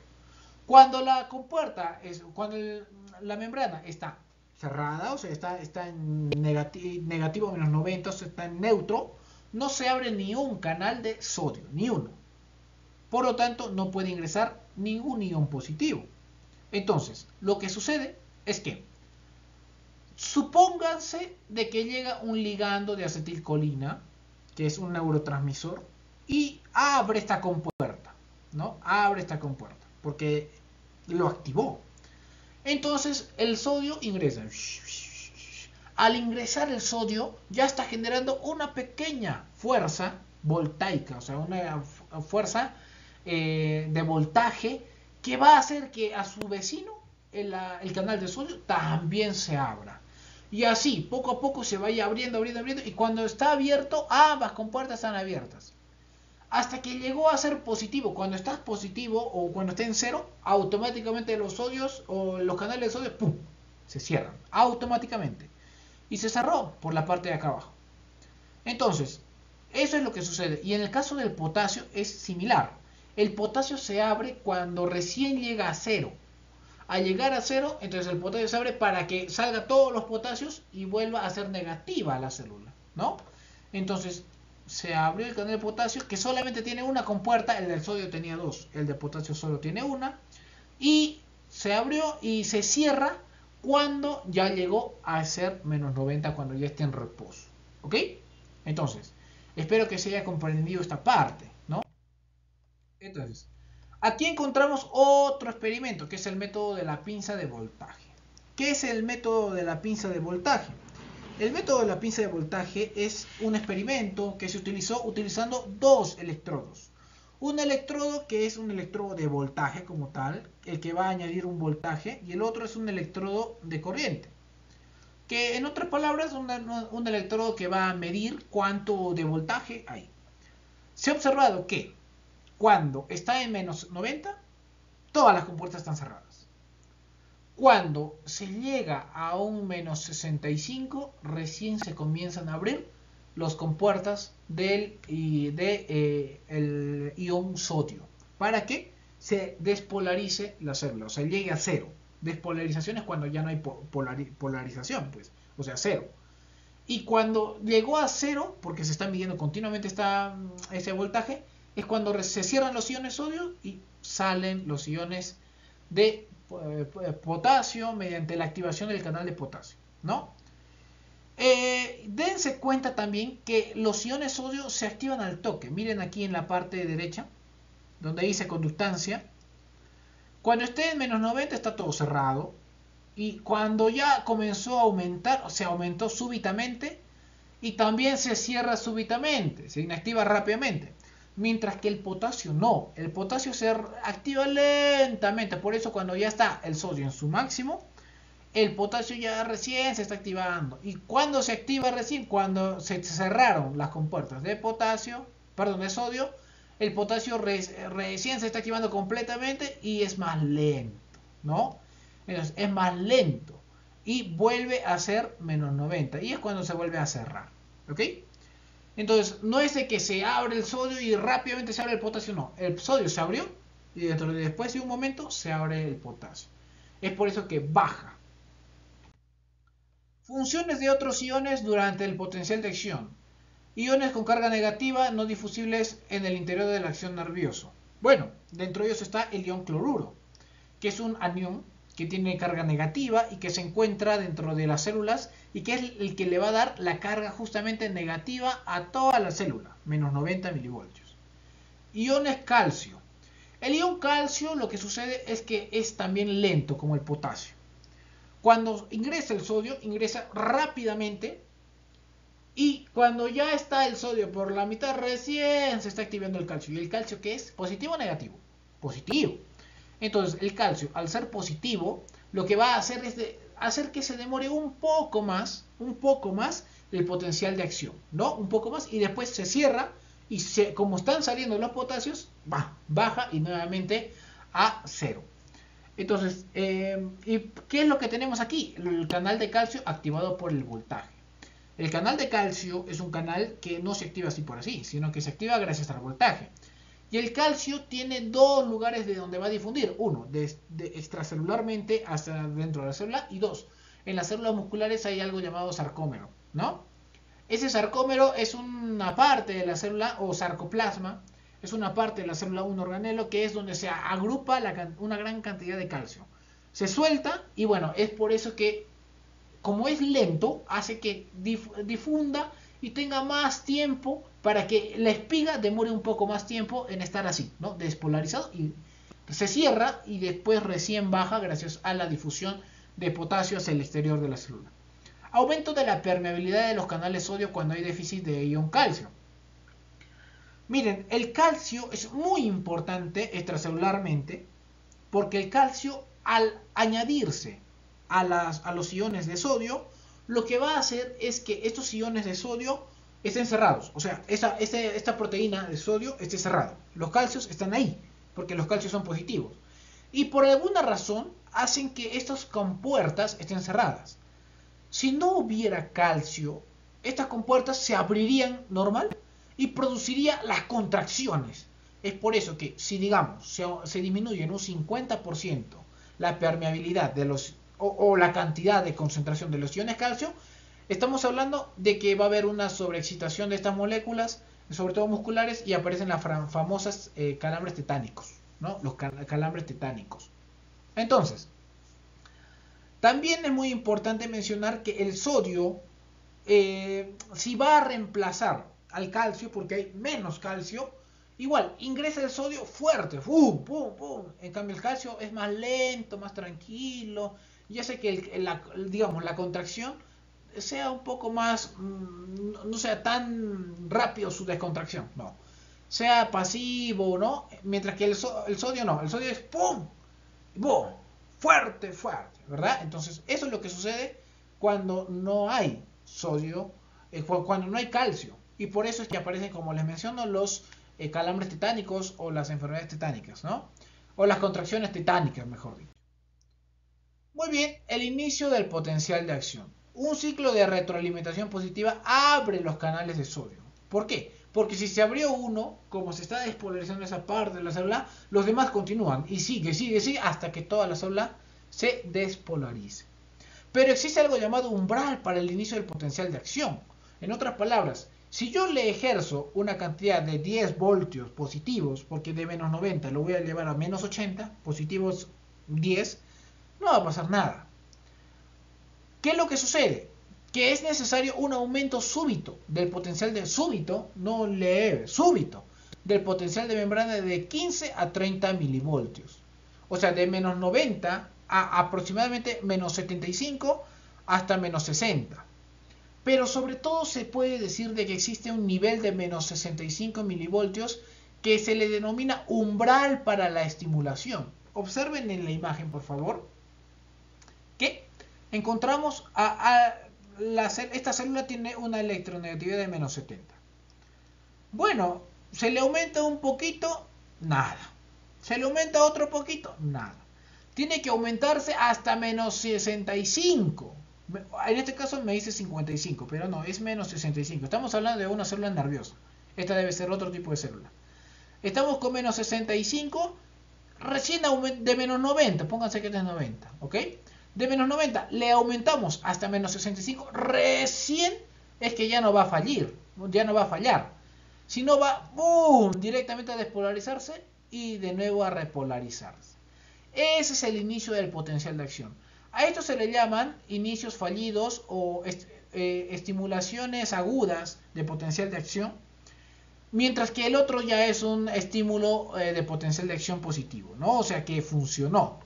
Entonces, espero que se haya entendido esto, de que no todo potencial de acción funciona. Tiene que ser un inicio súbito y tiene que estar la célula de menos 90 directo hasta menos 65. Ahí es cuando se abren los canales de sodio y comienza la retroalimentación positiva.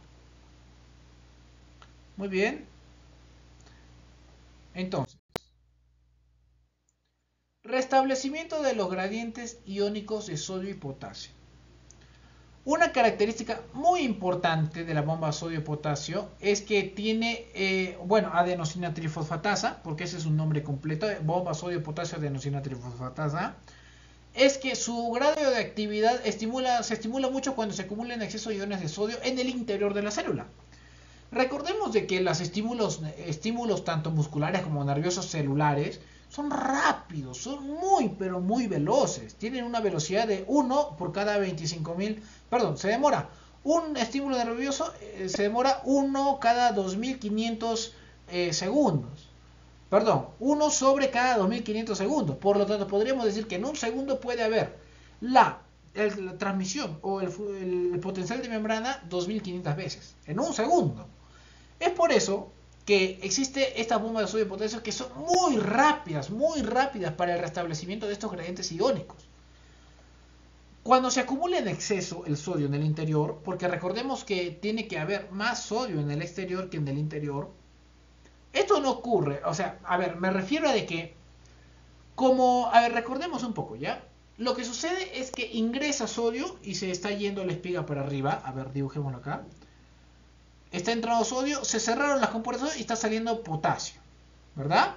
Está saliendo potasio. Acá está el sodio entrando y aquí está saliendo el potasio. Y a la célula, ¿qué es lo que le gustaba? Que el potasio, que sea al revés, que el sodio esté afuera y que el potasio esté adentro. Pero lo que sucede es que adentro siempre va a quedar una buena cantidad de sodio, pero para que se restablezcan rápidamente estos niveles y que no esté adentro el sodio, esta de acá, la bomba de sodio-potasio adenosina trifosfatasa, es la que rápidamente va a regular de que nuevamente el potasio está dentro y de que el sodio salga rápidamente. ¿Ok? Para que nuevamente la célula tenga la capacidad de poder funcionar nuevamente. Cabe recalcar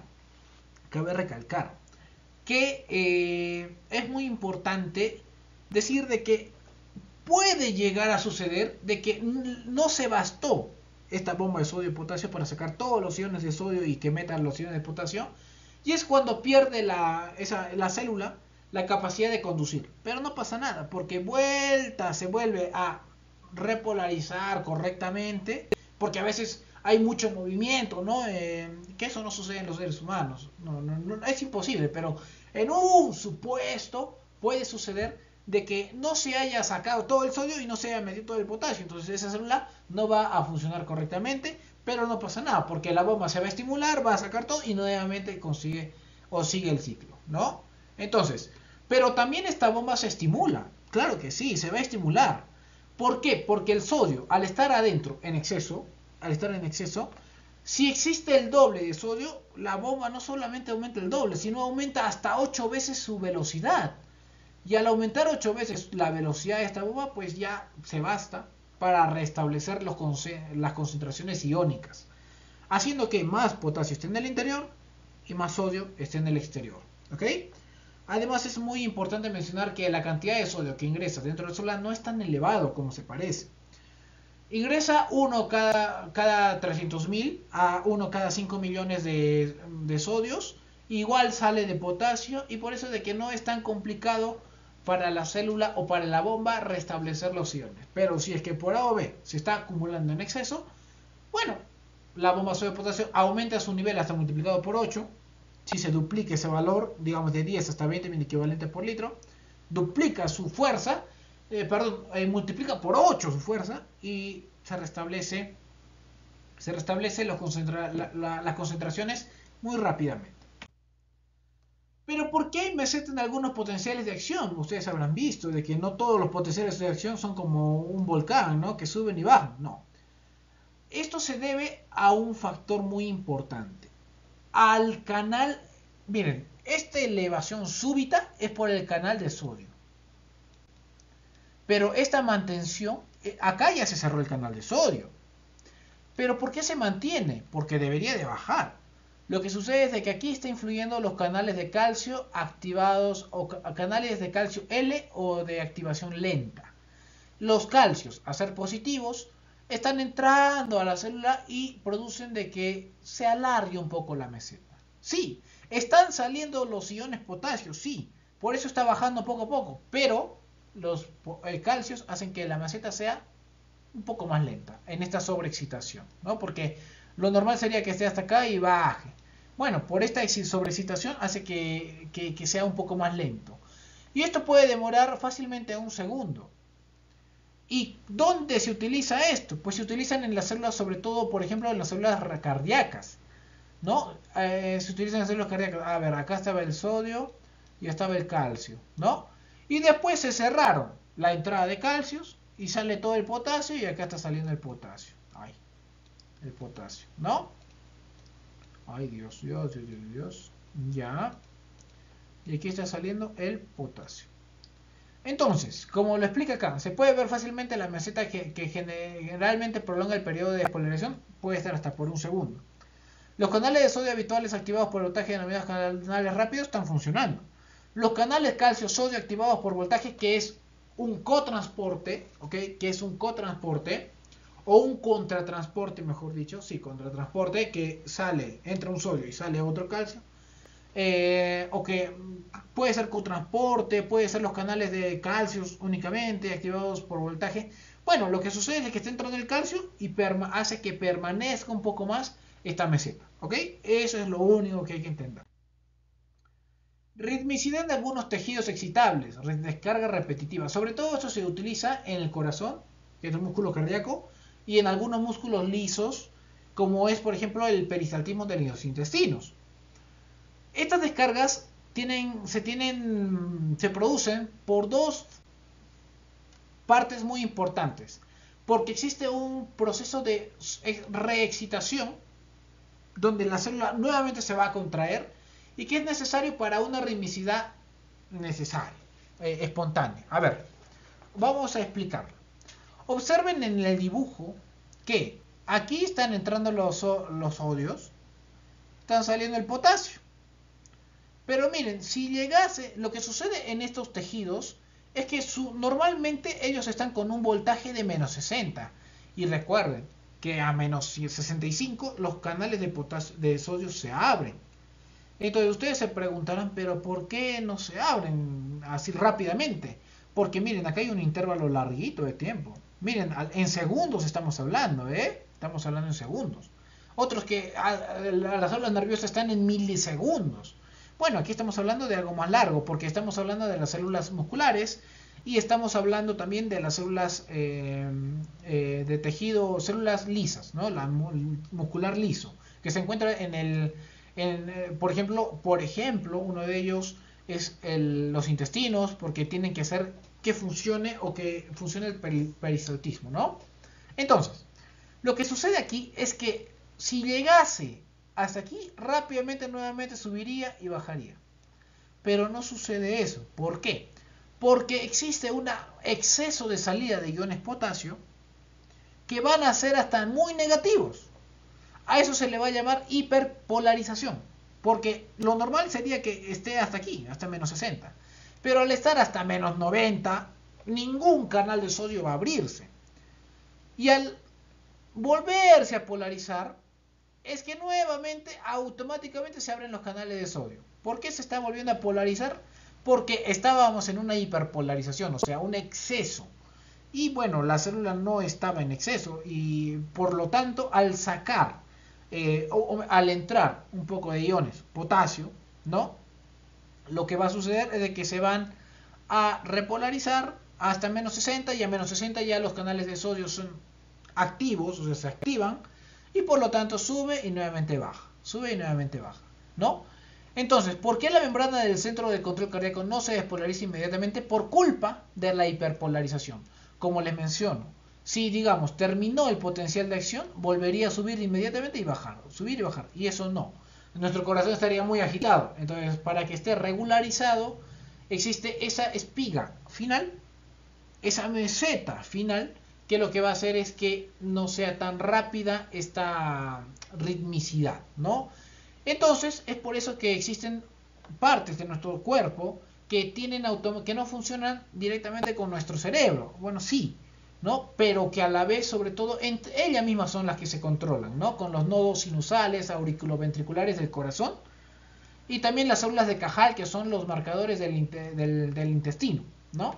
Entonces, el intestino, que son las células de Cajal, y del latido, que son claro, los reguladores del peristaltismo, y del corazón, que son las células de los nodos auriculoventriculares y auriculoventricular y el nodo sinusal, que son aquellos que van a hacer que sea repetitiva esas descargas y los peristaltismos funcionen, y también que el latido del corazón sea continuo, ¿no? Y no sea o muy largo o muy corto. Entonces, espero que se haya entendido esta parte del por qué hay ritmicidad en algunos tejidos, cuál es el mecanismo, y el por qué son lentos y van rápido, porque la descarga del corazón es pum, y se va a repolarizar pum, ¿verdad? Entonces, esa rapidez es producto de los canales de sodio, y esa demora para recuperarse es por culpa del exceso de salida de los iones potasio. Se vuelve vuelve a estar a la normalidad, y por lo tanto vuelve a despolarizarse y vuelve con el ciclo, ¿no? Entonces, a eso se le llama potenciales de acción rítmicos, ¿no? Muy bien. Ahora vamos, ya estamos terminando. Características especiales de las transmisiones de las señales del tronco nervioso.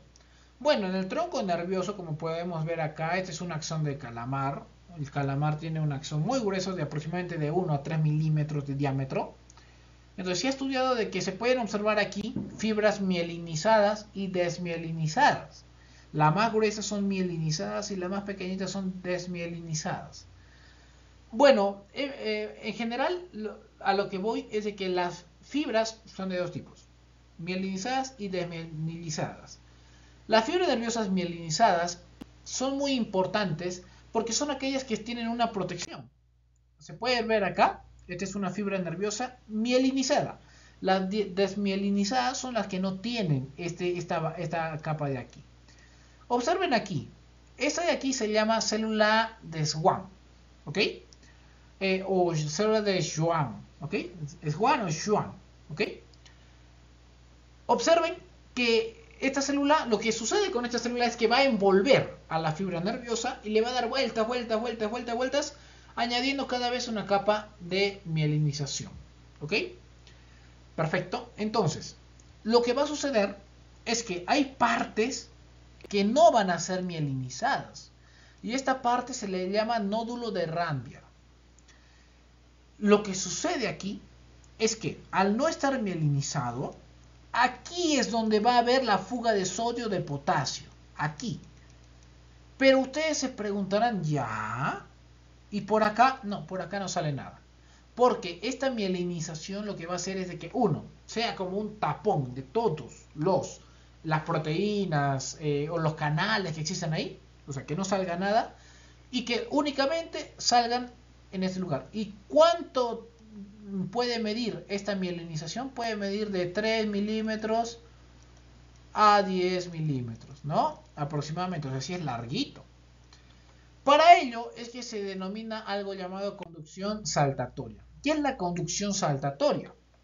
Es cuando, por ejemplo, las fibras van ya no a despolarizarse toda la membrana, porque eso demora. En algunas células es bueno, pero en los impulsos nerviosos no lo es. Porque recordemos que los impulsos nerviosos tienen que ser lo más rápido es hasta 3000 impulsos nerviosos por segundo. O sea, tiene que ser recontra rápido. Y una forma de ahorrarse toda esa energía, todo ese mecanismo tan complicado, es gracias a las vainas de mielina. Vemos aquí que están las vainas de mielina. Bueno, acá no sucede absolutamente nada. Pero, si digamos, se está despolarizando en este nódulo, se está despolarizando, lo que va a suceder es que va a ocurrir dos flujos de corriente, una interna y una externa, ¿ok? Directamente va a pasar al otro nódulo, directamente.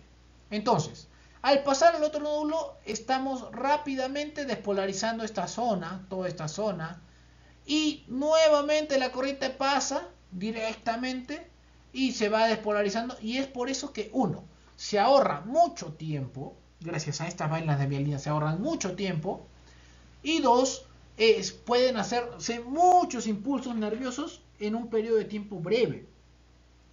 En una fibra no mielinizada la relación es de 5 impulsos nerviosos contra 50 impulsos nerviosos. Así es la rapidez de la fibra mielinizada. 10 veces más rápida es en una fibra mielinizada que en una fibra desmielinizada. Entonces, es por eso que ocurre todo en estos nódulos, en los nódulos de Rampia, ¿no? Y bueno, esa es prácticamente la característica de transmisión de señales en los troncos nerviosos, ¿ok? La velocidad de conducción de las fibras nerviosas, pues la velocidad es muy rápida, prácticamente es 0,25 metros por segundo en las células no mielinizadas, mientras que en las células mielinizadas es de hasta 100 metros por segundo. Es como recorrer todo un campo de fútbol en un segundo. Pero nuestro cuerpo, ¿de qué tamañito es? ¿No? Chiquitito, es pequeñísimo, a comparación de todo 1,70 m, el promedio a nivel mundial. Entonces, por más grandes que seamos, que máximo no medimos 3 metros, la rapidez con la que se transporta la información en las células mielinizadas es increíblemente grande. Y es así que se produce la transmisión de señales nerviosas en estos troncos nerviosos. Bien, ya estamos terminando también. Entramos a lo que es la excitación del proceso de generación del potencial de acción. La excitación de una fibra nerviosa por un electrodo mecánico cargado negativamente. Bueno, quiere decir de que se ha hecho un experimento, ¿no? También, donde, como les mencioné anteriormente, se ha añadido diferentes umbrales para ver cuál es el umbral de diferentes células. Estamos aquí con -90. Si yo le añado un impulso despacio, no va a llegar al umbral, por lo tanto se pierde ese potencial. Uno más fuerte, bueno, se pierde. Pero uno que sobrepase el umbral, recién sube y baja el potencial de membrana. Y otro que le di un impulso más fuerte aún, pues más rápido, sube y directamente baja. ¿Ok? A eso se le denomina el proceso de generación del potencial de acción. No quiere decir de que cualquier impulso genere un potencial de acción. No es así. Tiene que ser un potencial de acción, un impulso lo suficientemente fuerte como para que se rompa el umbral y pueda ocurrir el potencial de acción gracias a la retroalimentación positiva de los canales de sodio. También existe algo llamado periodo refractario. ¿Qué quiere decir el periodo refractario? Es cuando, por ejemplo, si ya ocurrió un potencial de acción, yo no puedo hacer nada, por más que yo le meta más carga positiva, no puedo hacer nada hasta que el potencial baje a ser electronegativo, eléctricamente negativo.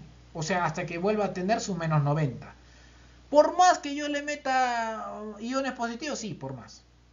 Por eso se le llama periodo refractario, porque el potencial de acción inicia y termina. No es inicia y largo, puede mantener. No es así. Inicia y termina. Y también hay algo llamado inhibición de la excitabilidad.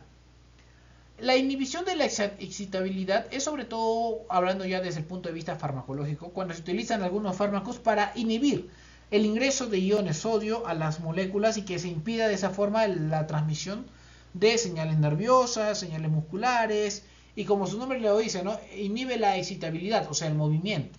¿Ok?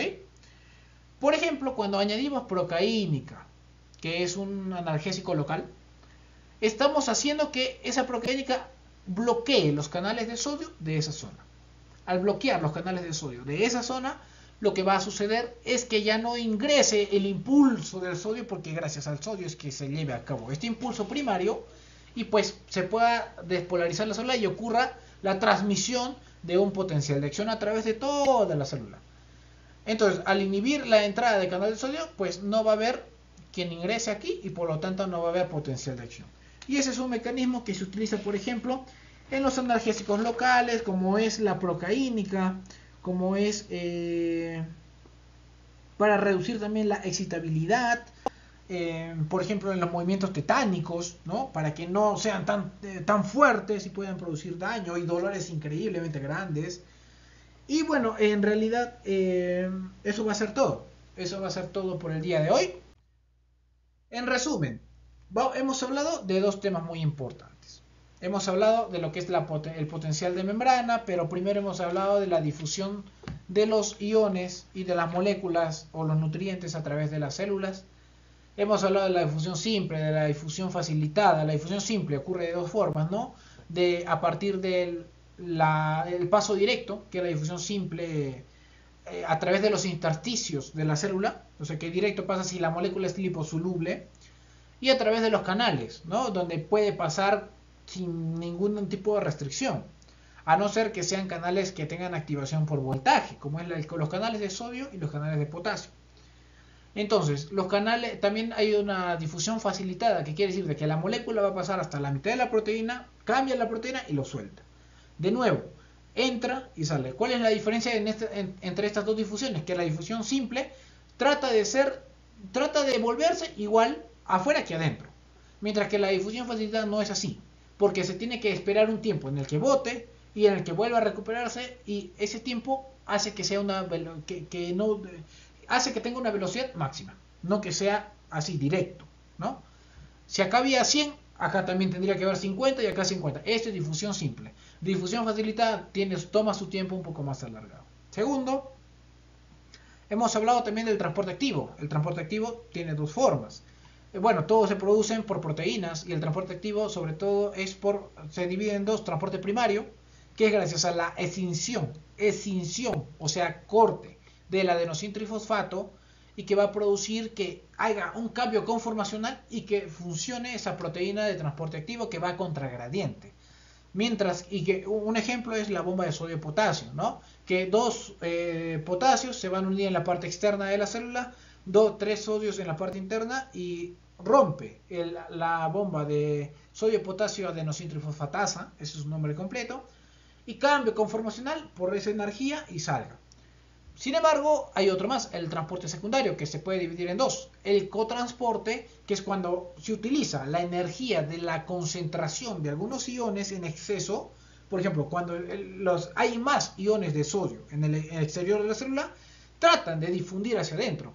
Entonces, el cotransporte lo que hace es, se unió la glucosa, se unió el sodio, ingresan recién. Y el contratransporte es cuando el sodio tiene energía porque trata de unirse, bueno, pero a la vez en la proteína, en la parte inferior, se va a unir otro elemento, digamos el calcio y digamos el hidrógeno, y ¡pum! Va a salir, ¿no? Ingresa el sodio y sale ese ion. Ese es el contratransporte. También hemos hablado del potencial de membrana. El potencial de membrana es cuando, que tiene tres partes, ¿no? La parte de reposo, donde está con menos 90 aproximadamente, milivoltios, la fase de despolarización, que es cuando ingresa súbitamente los iones sodio, ¿ok? Ingresan los iones sodio hasta llegar a la punta, y de repolarización, cuando salen los iones de potasio dentro de la célula, porque los iones de potasio son positivos. Entonces la célula tiene que volver a ser negativa, si no va a estar comprimida todo el momento y no va a funcionar correctamente. Además hemos hablado de lo que es la osmolaridad, la presión osmótica, de las moléculas osmóticamente activas. Hemos hablado también acerca de su relación con la presión, de la osmolalidad, ¿no? Que es la concentración gramo molecular, o sea, gramo mol de una sustancia diluida en un kilo de agua, pero que normalmente, eso es el osmolal, pero la osmolar, o sea, con R, ya es cuando ya no es un kilo de agua, sino es cuando es un litro de agua, ¿no?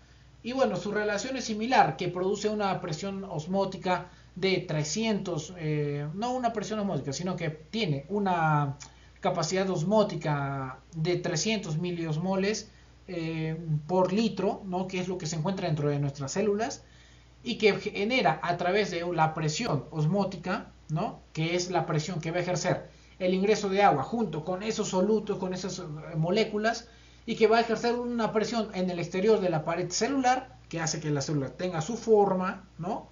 Y que impida también que se hinche o que depleza, y que si se hincha en exceso, si aumenta la presión, pues ahí está la bomba sodio-potasio para que lo regule, y si se baja, también está la bomba sodio-potasio para que lo regule, junto con la entrada de otros iones, y en general. Espero que les haya gustado el presente video. Creo que ha sido muy didáctico, pero creo que puedo aumentar muchísimo más, ¿no? Voy a dar mucho más de mi parte. Cualquier duda, pregunta, consulta, la pueden hacer en los comentarios. Yo con mucho gusto les brindo la información. Y eso sería todo con mi parte. Mi nombre es Jefferson Ojeda. Muchísimas gracias a todos. Chao, nos vemos hasta la siguiente.